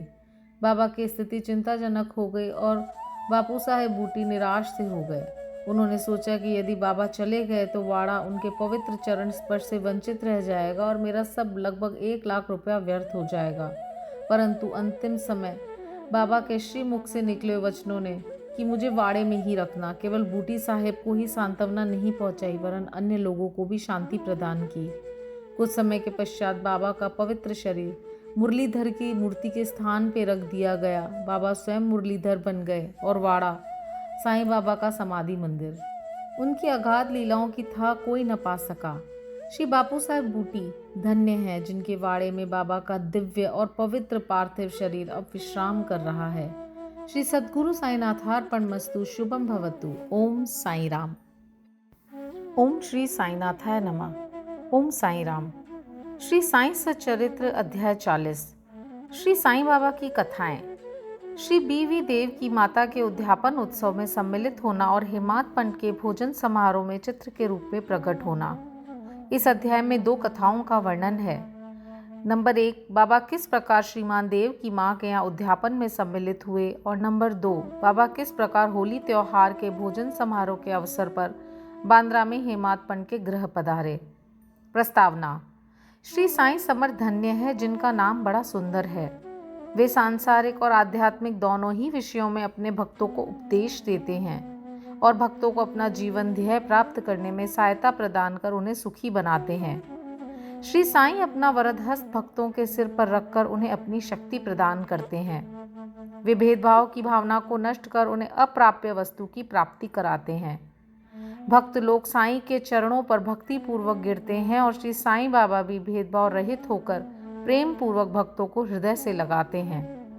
वे भक्तगण में ऐसे सम्मिलित हो जाते हैं जैसे वर्षा ऋतु में समुद्र नदियों से मिलता तथा उन्हें अपनी शक्ति और मान देता है। श्रीमती देव का उद्यापन उत्सव। श्री बीवी देव डाहाणु जिला ठाणे में मामलतदार थे। उनकी माता ने लगभग 25 या 30 व्रत लिए थे, इसलिए अब उनका उद्यापन करना आवश्यक था। उद्यापन के साथ साथ 100-200 ब्राह्मणों का भोजन भी होने वाला था। श्री देव ने एक तिथि निश्चित कर बापू साहेब जोग को एक पत्र शिरडी भेजा। उसमें उन्होंने लिखा कि तुम मेरी ओर से श्री साईं बाबा को उद्यापन और भोजन में सम्मिलित होने का निमंत्रण दे देना और उनसे प्रार्थना करना कि उनकी अनुपस्थिति में उत्सव अपूर्ण नहीं रहेगा। मुझे पूर्ण आशा है कि वे स्वयं अवश्य डहाणु पधार कर दास को कृतार्थ करेंगे। बापू साहेब जोग ने बाबा को वह पत्र पढ़कर सुनाया। उन्होंने उसे ध्यानपूर्वक सुना और शुद्ध हृदय से प्रेषित निमंत्रण जान के वे कहने लगे कि जो मेरा स्मरण करता है उसका मुझे सदैव ही ध्यान रहता है। मुझे यात्रा के लिए कोई साधन, गाड़ी, तांगा या विमान की आवश्यकता नहीं है। मुझे तो जो प्रेम से पुकारता है उसके सम्मुख में अविलंब ही प्रकट हो जाता हूँ। उसे एक सुखद पत्र भेज दो कि मैं और 2 व्यक्तियों के साथ अवश्य आऊँगा। जो कुछ बाबा ने कहा था जोग ने श्री देव को पत्र में लिखकर भेज दिया। पत्र पढ़कर देव को बहुत प्रसन्नता हुई, परंतु उन्हें ज्ञात था कि बाबा केवल राहता, रुई और नीम गांव के अतिरिक्त और कहीं भी नहीं जाते। फिर उन्हें विचार आया कि उनके लिए क्या असंभव है। उनकी जीवनी अपार चमत्कारों से भरी हुई है। वे तो सर्वव्यापी हैं। वे किसी भी वेश में अनायास ही प्रकट होकर अपना वचन पूर्ण कर सकते हैं।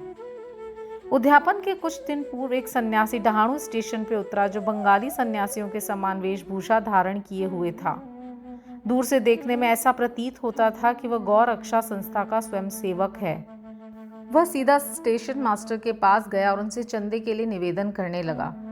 स्टेशन मास्टर ने उसे सलाह दी कि तुम यहाँ के मामलेदार के पास जाओ और उनकी सहायता से ही तुम यथेष्ट चंदा प्राप्त कर सकोगे। ठीक उसी समय मामलतदार भी वहां पहुंच गए। तब स्टेशन मास्टर ने सन्यासी का परिचय उनसे कराया और वे दोनों स्टेशन के प्लेटफॉर्म पर बैठ के वार्तालाप करते रहे। मामलतदार ने बताया कि यहाँ के प्रमुख नागरिक श्री राव साहेब नरोत्तम सेठी ने धर्मार्थ कार्य के निमित्त चंदा एकत्रित करने की एक नामावली बनाई है। अतः अब एक और दूसरी नामावली बनाना कुछ उचित सा प्रतीत नहीं होता, इसलिए श्रेयस्कर तो यही होगा कि आप 2-4 माह के पश्चात पुनः यहाँ दर्शन दें। यह सुन के सन्यासी वहां से चला गया और 1 माह पश्चात श्री देव के घर के सामने तांगे से उतरा। तब उसे देखकर देव ने मन ही मन सोचा कि वह चंदा मांगने ही आया है। उसने श्री देव को कार्य व्यस्त देखकर उनसे कहा, श्रीमान मैं चंदे के निमित्त नहीं वरन भोजन करने के लिए आया हूँ। देव ने कहा, बहुत आनंद की बात है, आपका सहर्ष स्वागत है। सन्यासी ने कहा, मेरे साथ 2 बालक और हैं। देव ने कहा, तो कृपया उन्हें भी साथ ले आइए। भोजन में अभी 2 घंटे का विलंब था, इसलिए देव ने पूछा, यदि आज्ञा हो तो मैं किसी को उनके बुलाने को भेज दूं? सन्यासी ने कहा, आप चिंता न करें, मैं निश्चित समय पर उपस्थित हो जाऊंगा। देव ने उनसे दोपहर में पधारने की प्रार्थना की। ठीक 12 बजे दोपहर को 3 मूर्तियां वहां पहुंची और भोज में सम्मिलित होकर भोजन करके वहां से चली गईं। उत्सव समाप्त होने पर देव ने बापू साहेब जोग को पत्र में उलाहना देते हुए बाबा पर वचन भंग करने का आरोप लगाया। जोग वह पत्र लेकर बाबा के पास गए, परंतु पत्र पढ़ने के पूर्व ही बाबा उनसे कहने लगे, अरे मैंने वहां जाने का वचन दिया था तो मैंने उसे धोखा नहीं दिया। उसे सूचित करो कि मैं अन्य 2 व्यक्तियों के साथ भोजन में उपस्थित था, परंतु जब वह मुझे पहचान ही न सका तब निमंत्रण देने का कष्ट ही क्यों उठाया। उसे लिखो कि उसने सोचा होगा कि वह सन्यासी चंदा मांगने आया है, परंतु क्या मैंने उसका संदेह दूर नहीं कर दिया था कि 2 अन्य व्यक्तियों के साथ मैं भोजन के लिए आऊँगा, और क्या वे त्रिमूर्तियाँ ठीक समय पर भोजन में सम्मिलित नहीं हुई। देखो, मैं अपना वचन पूर्ण करने के लिए अपना सर्वस्व न्यौछावर कर दूंगा, मेरे शब्द कभी असत्य न निकलेंगे। इस उत्तर से जोग के हृदय में बहुत प्रसन्नता हुई। उन्होंने पूर्ण उत्तर लिखकर देव को भेज दिया। जब देव ने उत्तर पढ़ा तो उनकी आंखों से अश्रुधाराएं प्रवाहित होने लगी। उन्हें अपने आप पर बड़ा क्रोध आ रहा था कि मैंने व्यर्थी बाबा पर दोषारोपण किया। वे आश्चर्यचकित से हो गए कि किस तरह मैंने सन्यासी की पूर्व यात्रा से धोखा खाया, जो कि चंदा मांगने आया था, और सन्यासी के शब्दों का अर्थ भी न समझ पाया कि अन्य 2 व्यक्तियों के साथ मैं भोजन को आऊंगा। इस कथा से विदित होता है कि जब भक्त अनन्य भाव से सद्गुरु की शरण में आता है तभी उसे अनुभव होने लगता है कि उसके सब धार्मिक कृत्य उत्तम प्रकार से चलते और निर्विघ्न समाप्त होते रहते हैं। हेमाद पंत का होली त्योहार पे भोजन समारोह। अब हम एक दूसरी कथा लें जिसमें बतलाया गया कि बाबा ने किस प्रकार चित्र के रूप में प्रकट होकर अपने भक्तों की इच्छा पूर्ण की। सन 1917 में होली पूर्णिमा के दिन हेमाद पंत को एक स्वप्न हुआ। बाबा उन्हें एक सन्यासी के वेश में दिखे और उन्हें हेमाद पंत को जगाकर कहा कि मैं आज दोपहर को तुम्हारे यहाँ भोजन करने आऊँगा। जागृत करना भी स्वप्न का ही एक भाग था, परंतु जब उनकी निद्रा सचमुच में भंग हुई तो उन्हें न तो बाबा और न ही कोई अन्य सन्यासी दिखाई दिया। वे अपनी स्मृति दौड़ाने लगे और अब उन्हें सन्यासी के प्रत्येक शब्द की स्मृति हो आई। यद्यपि वे बाबा के सानिध्य का लाभ गत 7 वर्षों से उठा रहे थे तथा उन्हीं का निरंतर ध्यान किया करते थे, परंतु यह कभी भी आशा न थी कि बाबा भी कभी उनके घर पधार कर भोजन कर उन्हें कृतार्थ करेंगे। बाबा के शब्दों से अति हर्षित होते हुए वे अपनी पत्नी के समीप गए और कहा कि आज होली का दिन है, एक सन्यासी अतिथि भोजन के लिए अपने यहाँ पधारेंगे, इसलिए भात थोड़ा अधिक बनाना।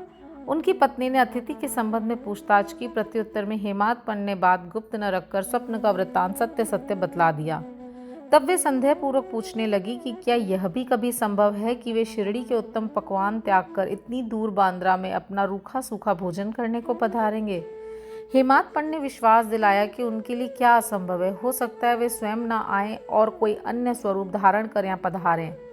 इस कारण थोड़ा अधिक भात बनाने में हानि ही क्या है। इसके उपरांत भोजन की तैयारियां प्रारंभ हो गई। होली का पूजन प्रारंभ हो गया और पत्तले बिछाकर उसके चारों ओर रंगोली डाल दी गई। 2 पंक्तियां बनाई गई और बीच में अतिथि के लिए स्थान छोड़ दिया गया। घर के सभी कुटुंबी, पुत्र, नाती, लड़कियां, दामाद इत्यादि ने अपना अपना स्थान ग्रहण कर लिया और भोजन परोसना भी प्रारंभ हो गया। जब भोजन परोसा जा रहा था तो प्रत्येक व्यक्ति उस अज्ञात अतिथि की उत्सुकता पूर्वक राह देख रहा था। जब मध्याह्न भी हो गया और कोई भी न आया तब द्वार बंद कर सांकल चढ़ा दी गई। अन्न शुद्धि के लिए घृत वितरण हुआ, जो कि भोजन प्रारंभ करने का संकेत है। वैश्वदेव अग्नि को औपचारिक आहुति देकर श्री कृष्ण को नैवेद्य अर्पण किया गया। फिर सभी लोग जैसे ही भोजन प्रारंभ करने वाले थे, इतने में सीढ़ी पर किसी के चढ़ने की आहट स्पष्ट आने लगी। हेमाद पंत ने शीघ्र उठकर सांकल खोली और 2 व्यक्तियों, अली मोहम्मद और मौलाना हसमू मुजावर को द्वार पे खड़े हुए पाया। इन दोनों ने जब देखा कि भोजन परोसा जा चुका है और केवल प्रारंभ करना ही शेष है तो उन्होंने विनीत भाव में कहा कि आपको बड़ी असुविधा हुई, इसके लिए हम क्षमा प्रार्थी हैं। आप अपनी थाली छोड़कर दौड़े आए हैं तथा अन्य लोग भी आपकी प्रतीक्षा में हैं, इसलिए आप अपनी ये संपदा संभालिए। इससे संबंधित आश्चर्यजनक घटना किसी अन्य सुविधाजनक अवसर पर सुनाएंगे। ऐसा कहकर उन्होंने पुराने समाचार पत्रों में लिपटा हुआ एक पैकेट निकालकर उसे खोलकर मेज पर रख दिया। कागज के आवरण को ज्यों ही हेमाद पंत ने हटाया तो उन्हें बाबा का एक बड़ा सुंदर चित्र देखकर महान आश्चर्य हुआ। बाबा का चित्र देखकर वे द्रवित हो गए। उनके नेत्रों से आंसुओं की धारा प्रवाहित होने लगी। उनके समूचे शरीर में रोमांच सा हो आया। उनका मस्तक बाबा के श्री चरणों पे झुक गया। वे सोचने लगे कि बाबा ने इस लीला के रूप में मुझे आशीर्वाद दिया है। कौतूहलवश उन्होंने अली मोहम्मद से प्रश्न किया कि बाबा का मनोहर चित्र आपको कहाँ से प्राप्त हुआ। उन्होंने बताया कि मैंने इसे एक दुकान से खरीदा था। इसका पूर्ण विवरण मैं किसी अन्य समय के लिए शेष रखता हूँ। कृपया आप अब भोजन कीजिए क्योंकि सभी आपकी ही प्रतीक्षा कर रहे हैं। हेमात्पन ने उन्हें धन्यवाद देकर नमस्कार किया और भोजन गृह में आकर अतिथि के स्थान पर चित्र को मध्य में रखा तथा विधि पूर्वक नैवेद्य अर्पण किया। सब लोगों ने ठीक समय पर भोजन प्रारंभ कर दिया। चित्र में बाबा का सुंदर मनोहर रूप देखकर प्रत्येक व्यक्ति को प्रसन्नता हुई और इस घटना पर आश्चर्य भी हुआ कि वह सब कैसे घटित हुआ। इस प्रकार बाबा ने हेमात्पन को स्वप्न में दिए गए अपने वचनों को पूर्ण किया। इस चित्र की कथा का पूर्ण विवरण अर्थात अली मोहम्मद को चित्र कैसे प्राप्त हुआ और किस कारण से उन्होंने उसे लाकर हेमात्पन को भेंट किया, इसका वर्णन अगले अध्याय में किया जाएगा। श्री सद्गुरु साईं नाथार्पणमस्तु। शुभम भवतु। ओम साईं राम। ओम श्री साईनाथाय नमः। ओम साईं राम। श्री साईं सच्चरित्र अध्याय 41। चित्र की कथा, चिंदियों की चोरी और ज्ञानेश्वरी के पठन की कथा। गत अध्याय में वर्णित घटना के 9 वर्ष पश्चात अली मोहम्मद हेमात्पन से मिले और वह पिछली कथा निम्नलिखित रूप से सुनाई। एक दिन बंबई में घूमते घूमते मैंने एक दुकानदार से बाबा का चित्र खरीदा, उसे फ्रेम कराया और अपने घर मध्य बंबई की बस्ती में लाकर दीवार पे लगा दिया। मुझे बाबा से स्वाभाविक प्रेम था, इसलिए मैं प्रतिदिन उनका श्री दर्शन किया करता था। जब मैंने आपको हेमात्पन को वह चित्र भेंट किया, उसके 3 माह पूर्व मेरे पैर में सूजन आने के कारण शल्य चिकित्सा भी हुई थी। मैं अपने साले नूर मोहम्मद के यहाँ पड़ा हुआ था। खुद मेरे घर पे 3 माह से ताला लगा था और उस समय वहाँ पे कोई न था। केवल प्रसिद्ध बाबा अब्दुल रहमान, मौलाना साहेब, मोहम्मद हुसैन, साईं बाबा, ताजुद्दीन बाबा और अन्य संत चित्रों के रूप में वहीं विराजमान थे, परंतु काल चक्र ने उन्हें भी नहीं छोड़ा। मैं वहाँ बंबई बीमार पड़ा हुआ था, तो फिर मेरे घर में उन लोगों को कष्ट क्यों हो। ऐसा समझ में आता है कि वे भी आवागमन, जन्म और मृत्यु के चक्कर से मुक्त नहीं हैं। अन्य चित्रों की गति तो उनके भाग्यानुसार ही हुई, परंतु केवल श्री साईं बाबा का चित्र कैसे बच निकला, इसका रहस्य उद्घाटन अभी तक कोई न कर सका। इससे श्री साईं बाबा की सर्वव्यापकता और उनकी असीम शक्ति का पता चलता है।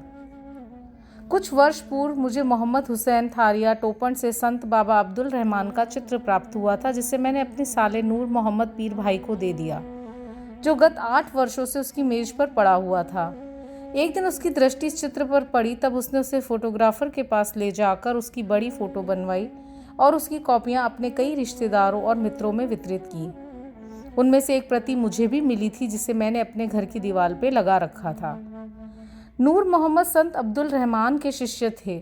जब संत अब्दुल रहमान साहिब का आम दरबार लगा हुआ था, तभी नूर मोहम्मद उन्हें वह फोटो भेंट करने हेतु उनके समक्ष उपस्थित हुए। फोटो को देखकर ही वे अति क्रोधित हो नूर मोहम्मद को मारने दौड़े तथा उनके बाहर निकाल दिया। तब उन्हें बड़ा दुख और निराशा हुई। फिर उन्हें विचार आया कि मैंने इतना रुपया व्यर्थ ही खर्च किया, जिसका परिणाम अपने गुरु के क्रोध और अप्रसन्नता का कारण बना। उनके गुरु मूर्ति पूजा के विरोधी थे, इसलिए वे हाथ में फोटो लेकर अपोलो बंदर पहुंचे और एक नाव किराए पर लेकर बीच समुद्र में वो फोटो विसर्जित कराए। नूर मोहम्मद ने अपने सब मित्रों और संबंधियों से भी प्रार्थना कर सब फोटो वापस बुला लिए। कुल 6 फोटो थे और एक मछुआरे के हाथ से बांद्रा के निकट समुद्र में विसर्जित करा दिए। इस समय मैं अपने साले के घर पर ही था। तब नूर मोहम्मद ने मुझसे कहा कि यदि तुम संतों के सब चित्रों को समुद्र में विसर्जित करा दोगे तो तुम शीघ्र ही स्वस्थ हो जाओगे। यह सुनकर मैंने मैनेजर मेहता को अपने घर भेजा और उसके द्वारा घर में लगे हुए सब चित्रों को समुद्र में फिकवा दिया। 2 माह पश्चात जब मैं अपने घर वापस लौटा तो बाबा का चित्र पूर्ववत वहां लगा देखकर मुझे बड़ा आश्चर्य हुआ। मैं समझ न सका कि मेहता ने अन्य सब चित्र तो निकाल कर विसर्जित कर दिए, पर केवल यही चित्र कैसे बच गया। तब मैंने तुरंत ही उसे निकाल लिया और सोचने लगा कि कहीं मेरे साले की दृष्टि इस चित्र पे पड़ गई तो इसकी भी इतिश्री कर देगा। जब मैं ऐसा विचार कर ही रहा था कि इस चित्र को कौन अच्छी तरह संभाल के रख सकेगा, तब स्वयं श्री साईं बाबा ने सुझाया कि मौलाना इस्मु मुजावर के पास जाकर उनसे परामर्श करो और उनकी इच्छा अनुसार ही कार्य करो। मैंने मौलाना साहेब से भेंट की और सब बातें उन्हें बतलाई। कुछ देर विचार करने के पश्चात वे इस निर्णय पर पहुंचे कि इस चित्र को आपको हेमात्पन को ही भेंट करना उचित है, क्योंकि केवल आप ही इसे उत्तम प्रकार से संभालने के लिए सर्वथा उत्तम पात्र हैं। तब हम दोनों आपके घर आए और उपयुक्त समय पर यह चित्र आपको भेंट कर दिया। इस कथा से विदित होता है कि बाबा त्रिकाल ज्ञानी थे और कितनी कुशलता से समस्या हल कर भक्तों की इच्छाएं पूर्ण किया करते थे। निम्नलिखित कथा इस बात का प्रतीक है कि आध्यात्मिक जिज्ञासाओं पर बाबा किस प्रकार स्नेह रखते तथा किस प्रकार उनके कष्ट निवारण कर उन्हें सुख पहुंचाते थे। चिंदियों की चोरी और ज्ञानेश्वरी का पठन। श्री बी.वी. देव, जो उस समय ढाणु मामलतदार थे, को दीर्घ काल से अन्य धार्मिक ग्रंथों के साथ साथ ज्ञानेश्वरी के पठन की तीव्र इच्छा थी। ज्ञानेश्वरी भगवद गीता पर श्री ज्ञानेश्वर महाराज द्वारा रचित मराठी टीका है। वे भगवद गीता के एक अध्याय का नित्य पाठ करते थे और थोड़े बहुत अन्य ग्रंथों का भी अध्ययन करते थे। परंतु जब भी वे ज्ञानेश्वरी का पाठ प्रारंभ करते थे तो उनके समक्ष अनेक बाधाएं उपस्थित हो जाती थी, जिससे वे पाठ करने से सर्वथा वंचित रह जाया करते थे। 3 माह की छुट्टी लेकर वे शिरडी पधारे और तत्पश्चात वे अपने घर पौड़ में विश्राम करने के लिए भी गए। अन्य ग्रंथ तो वे पढ़ा ही करते थे, परंतु जब ज्ञानेश्वरी का पाठ प्रारंभ करते तो नाना प्रकार के कलुषित विचार उन्हें इस प्रकार घेर लेते कि लाचार होकर उनको उसका पठन स्थगित करना पड़ता था।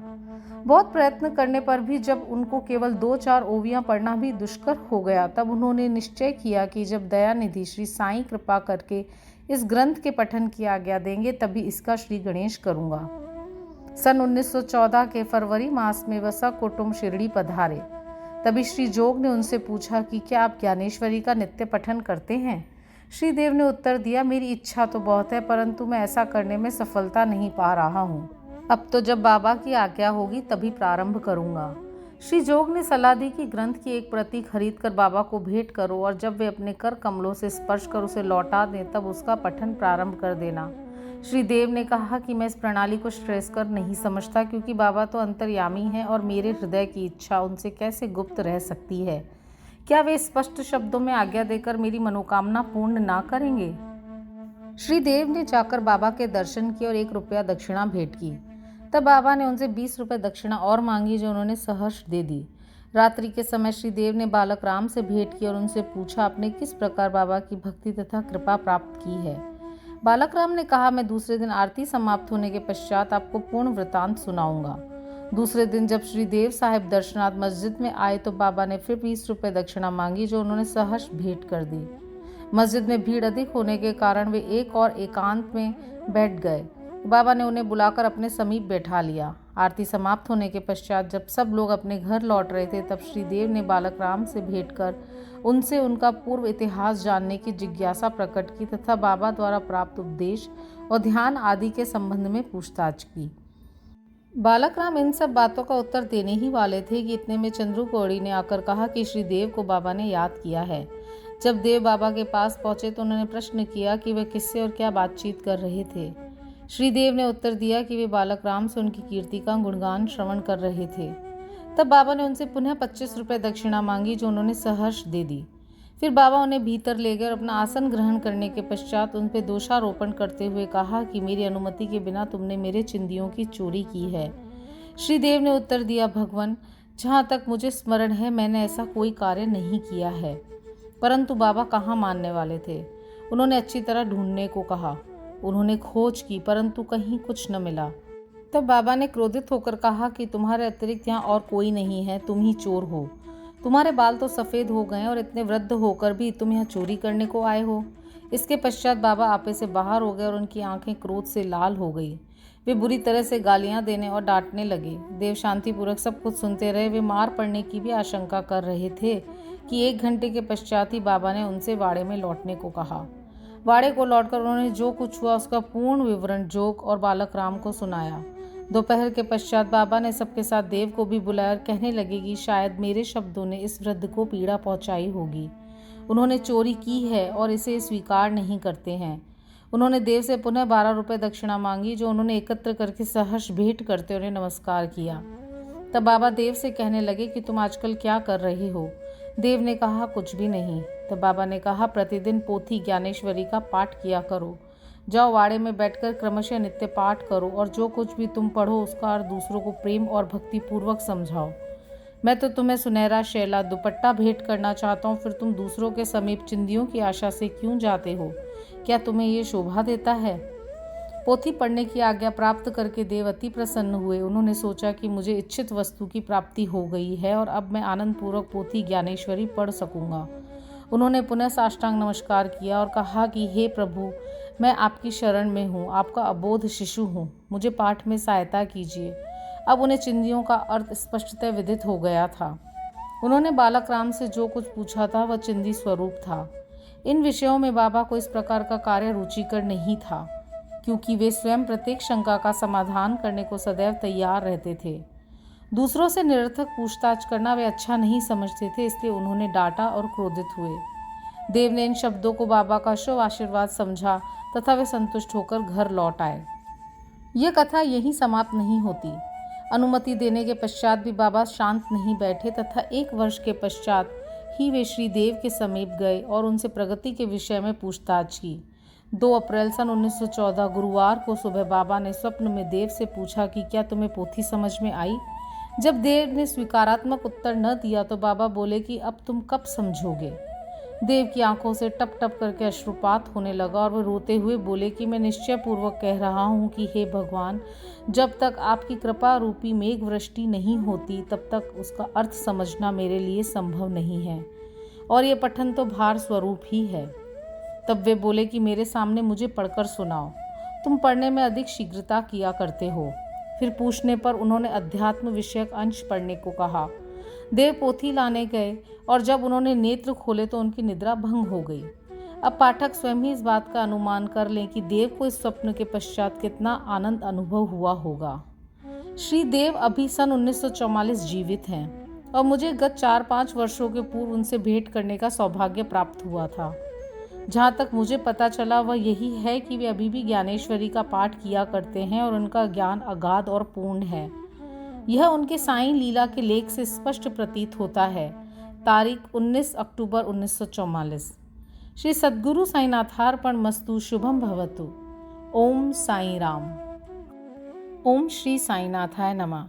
ओम साई राम। श्री साई सचरित्र अध्याय 42।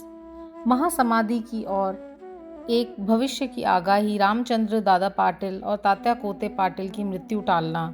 लक्ष्मीबाई शिंदे को दान। अंतिम क्षण। बाबा ने किस प्रकार समाधि ली, इसका वर्णन इस अध्याय में किया गया है। प्रस्तावना।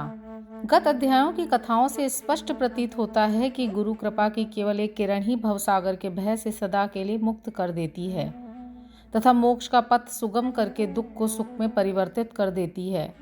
यदि सद्गुरु के मोह विनाशक पूजनीय चरणों का सदैव स्मरण करते रहोगे तो तुम्हारे समस्त कष्टों और भवसागर के दुखों का अंत होकर जन्म मृत्यु के चक्र से छुटकारा हो जाएगा।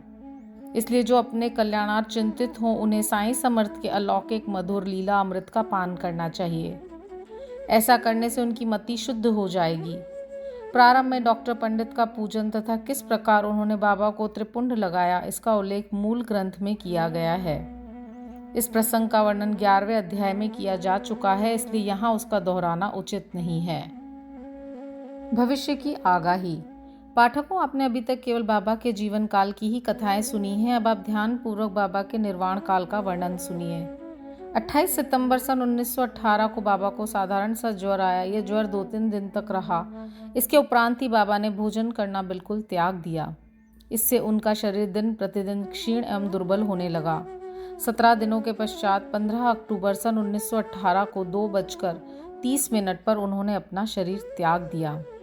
यह समय प्रोफेसर जी नार्के के तारीख 5 नवंबर 1918 के पत्र के अनुसार है, जो उन्होंने दादा साहेब खापर्डे को लिखा था और उस वर्ष की साईं लीला पत्रिका के 7 से 8 पृष्ठ प्रथम वर्ष में प्रकाशित हुआ था। इसके 2 वर्ष पूर्व ही बाबा ने अपने निर्वाण के दिन का संकेत कर दिया था, परंतु उस समय कोई भी समझ न सका। घटना इस प्रकार है। विजयादशमी के दिन जब लोग संध्या के समय सीमा उल्लंघन से लौट रहे थे तो बाबा सहसा ही क्रोधित हो गए। सिर का कपड़ा, कफनी और लंगोटी निकालकर उन्होंने उसके टुकड़े टुकड़े करके जलती हुई धूनी में फेंक दिए। बाबा के द्वारा आहुति प्राप्त कर धूनी द्विगुणित प्रज्वलित होकर चमकने लगी और उससे भी कहीं अधिक बाबा के मुखमंडल की कांति चमक रही थी। वे पूर्ण दिगंबर खड़े थे और उनकी आंखें अंगारे के समान चमक रही थी। उन्होंने आवेश में आकर उच्च स्वर में कहा कि लोगों, यहाँ आओ। मुझे देखकर पूर्ण निश्चय कर लो कि मैं हिंदू हूँ या मुसलमान। सभी भय से काँप रहे थे, किसी को भी उनके समीप जाने का साहस न हो रहा था। कुछ समय बीतने के पश्चात उनके भक्त भागोजी शिंदे, जो महारोग से पीड़ित थे, साहस कर बाबा के समीप गए और किसी प्रकार उन्होंने लंगोटी बांध दी और उसने कहा कि बाबा, यह क्या बात है, देव आज दशहरा सीमा उल्लंघन का त्यौहार है। तब उन्होंने जमीन पर सटका पटकते हुए कहा कि यह मेरा सीमा उल्लंघन है। लगभग 11 बजे तक भी उनका क्रोध शांत न हुआ और भक्तों को चावड़ी जुलूस निकालने में संदेह होने लगा। 1 घंटे के पश्चात वे अपनी सहज स्थिति में आ गए और सदा की भांति पोशाक पहनकर चावड़ी जुलूस में सम्मिलित हो गए, जिसका वर्णन पूर्व में ही किया जा चुका है। इस घटना द्वारा बाबा ने इंगित किया कि जीवन रेखा पार करने के लिए दशहरा ही उचित समय है, परंतु उस समय किसी को भी उसका असली अर्थ समझ में न आया। बाबा ने और भी अन्य संकेत किए जो इस प्रकार हैं। रामचंद्र दादा पाटिल की मृत्यु टालना। कुछ समय के पश्चात रामचंद्र पाटिल बहुत बीमार हो गए। उन्हें बहुत कष्ट हो रहा था। सब प्रकार के उपचार किए गए परंतु कोई लाभ न हुआ और जीवन से हताश होकर वे मृत्यु के अंतिम क्षणों की प्रतीक्षा करने लगे। तब एक दिन मध्याह्न रात्रि के समय बाबा अनायास ही उनके सिरहाने प्रकट हुए। पाटिल उनके चरणों से लिपटकर कहने लगे कि मैंने अपने जीवन की समस्त आशाएं छोड़ दी हैं। अब कृपा कर मुझे इतना तो निश्चित बतलाइए कि मेरे प्राण अब कब निकलेंगे। दया सिंधु बाबा ने कहा कि घबराओ नहीं, तुम्हारी हुंडी वापस ले ली गई है और तुम शीघ्र ही स्वस्थ हो जाओगे। मुझे तो केवल तात्या का भय है कि सन 1918 में विजयादशमी के दिन उसका देहांत हो जाएगा, किंतु यह भेद किसी से प्रकट न करना और न ही उसे बतलाना, अन्यथा वह अधिक भयभीत हो जाएगा। रामचंद्र अब पूर्ण स्वस्थ तो हो गए परंतु वे तात्या के जीवन के लिए निराश हुए। उन्हें ज्ञात था कि बाबा के शब्द कभी असत्य नहीं निकल सकते और 2 वर्ष के पश्चात ही तात्या इस संसार से विदा हो जाएगा। उन्होंने यह भेद बाला शिंपी के अतिरिक्त किसी से भी प्रकट न किया। केवल 2 ही व्यक्ति, रामचंद्र दादा और बाला शिंपी, तात्या के जीवन के लिए चिंताग्रस्त और दुखी थे। रामचंद्र ने शैया त्याग दी और चलने फिरने लगे। समय तेजी से व्यतीत होने लगा। शके 1840 का भाद्रपद समाप्त होकर आश्विन मास प्रारंभ होने ही वाला था कि बाबा के वचन पूर्णतः सत्य निकले। तात्या बीमार पड़ गए। उन्होंने चारपाई पकड़ ली। उनकी स्थिति इतनी गंभीर हो गई कि अब वे बाबा के दर्शनों को भी जाने में असमर्थ हो गए। इधर बाबा भी ज्वर से पीड़ित थे। तात्या का पूर्ण विश्वास बाबा पे था और बाबा का भगवान श्री हरि पे, जो उनके संरक्षक थे। तात्या की स्थिति अब और अधिक चिंताजनक हो गई। वह हिलडुल भी न सकता था और सदैव बाबा का ही स्मरण किया करता था। इधर बाबा की भी स्थिति उत्तरोत्तर गंभीर होने लगी। बाबा द्वारा बतलाया हुआ विजयादशमी का दिन भी निकट आ गया। तब रामचंद्र दादा और बाला शिंपी बहुत घबरा गए। उनके शरीर कांप रहे थे, पसीने की धाराएं प्रवाहित हो रही थी कि अब तात्या का अंतिम साथ है। जैसे ही विजयादशमी का दिन आया, तात्या की नाड़ी की गति मंद होने लगी और उसकी मृत्यु सन्निकट दिखाई देने लगी। उसी समय एक विचित्र घटना घटी। तात्या की मृत्यु टल गई और उसके प्राण बच गए, परंतु उसके स्थान पे बाबा स्वयं प्रस्थान कर गए और ऐसा प्रतीत हुआ जैसे कि परस्पर हस्तांतरण हो गया हो। सभी लोग कहने लगे कि बाबा ने तात्या के लिए प्राण त्यागे। ऐसा उन्होंने क्यों किया यह वे ही जाने, क्योंकि ये बात हमारी बुद्धि के बाहर की है। ऐसा भी प्रतीत होता है कि बाबा ने अपने अंतिम काल का संकेत तात्या का नाम लेकर ही किया हो। दूसरे दिन 16 अक्टूबर को प्रातःकाल बाबा ने दासगणों को पंढरपुर में स्वप्न दिया कि मस्जिद अर्रा करके गिर पड़ी है। शिरडी के प्राय सभी तेली तंबोली मुझे कष्ट देते हैं, इसलिए मैंने अपना स्थान छोड़ दिया है। मैं तुम्हें यह सूचना देने आया हूँ कि कृपया शीघ्र वहां जाकर मेरे शरीर पर हर तरह के फूल इकट्ठा कर चढ़ाओ। दासगणों को शिरडी से भी एक पत्र प्राप्त हुआ और अपने शिष्यों को साथ लेकर शिरडी आए तथा उन्होंने बाबा की समाधि के समक्ष अखंड कीर्तन और हरिनाम प्रारंभ कर दिया। उन्होंने स्वयं फूलों की माला गूंथी और ईश्वर का नाम लेकर समाधि पर चढ़ाई। बाबा के नाम पर एक वृहद भोज का भी आयोजन किया गया। लक्ष्मीबाई को दान। विजयादशमी का दिन हिंदुओं को बहुत शुभ है और सीमा उल्लंघन के लिए बाबा द्वारा इस दिन का चुना जाना सर्वथा उचित ही है।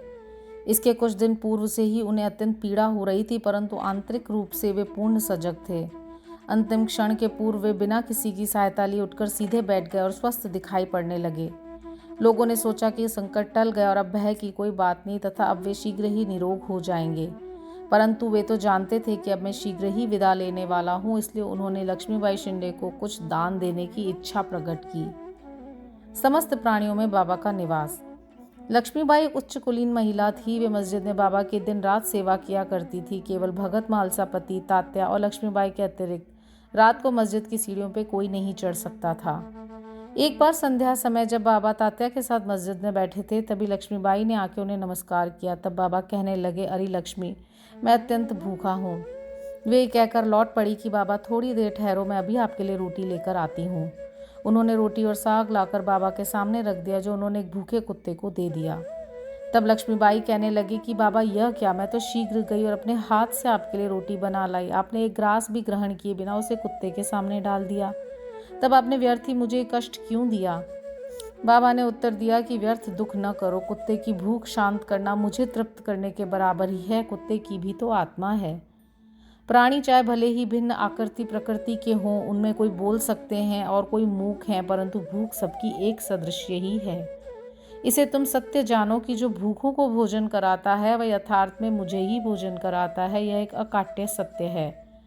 इस साधारण सी घटना के द्वारा बाबा ने एक महान आध्यात्मिक सत्य की शिक्षा प्रदान की कि बिना किसी की भावनाओं को कष्ट पहुंचाए किस प्रकार उसे नित्य व्यवहार में लाया जा सकता है। इसके पश्चात ही लक्ष्मीबाई उन्हें नित्य ही प्रेम और भक्तिपूर्वक दूध, रोटी व अन्य भोजन देने लगी, जिसे वे स्वीकार कर बड़े चाव से खाते थे।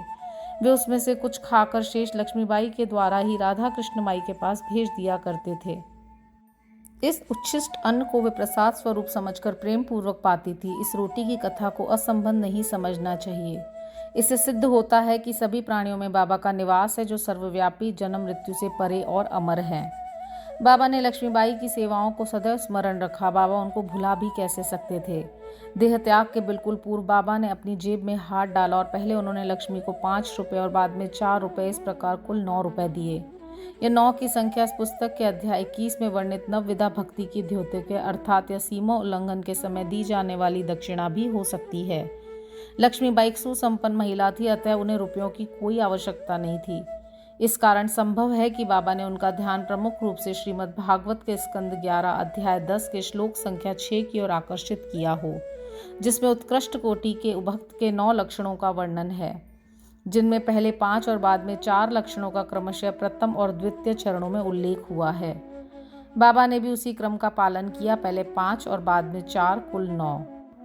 केवल 9 रुपए ही नहीं बल्कि 9 के कई गुने रुपए लक्ष्मीबाई के हाथों में आए गए होंगे, किंतु बाबा के द्वारा प्रदत्त 9 रुपयों का उपहार महिला सदैव स्मरण रखेगी। अंतिम क्षण। बाबा सदैव सजग और चैतन्य रहते थे और उन्होंने अपने अंतिम समय में भी पूर्ण सावधानी से काम लिया। अपने भक्तों के प्रति बाबा का हृदय प्रेम, ममता या मोह से ग्रस्त न हो जाए, इस कारण उन्होंने अंतिम समय सबको वहां से चले जाने का आदेश दिया। चिंतामग्न काका साहेब दीक्षित, बापू साहेब बूटी और अन्य महानुभाव जो मस्जिद में बाबा की सेवा में उपस्थित थे, उनको भी बाबा ने वाड़े में जाकर भोजन करके लौट आने को कहा।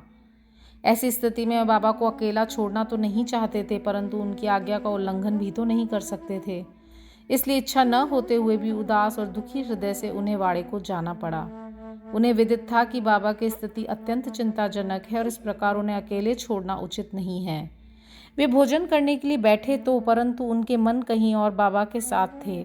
अभी भोजन समाप्त भी न हो पाया था कि बाबा के नश्वर शरीर त्यागने का समाचार उनके पास पहुंचा और वे अधपेट ही अपनी अपनी थाली छोड़कर मस्जिद की ओर भागे तथा जाकर देखा कि बाबा सदा के लिए बयाजी अप्पा कोते की गोद में विश्राम कर रहे थे।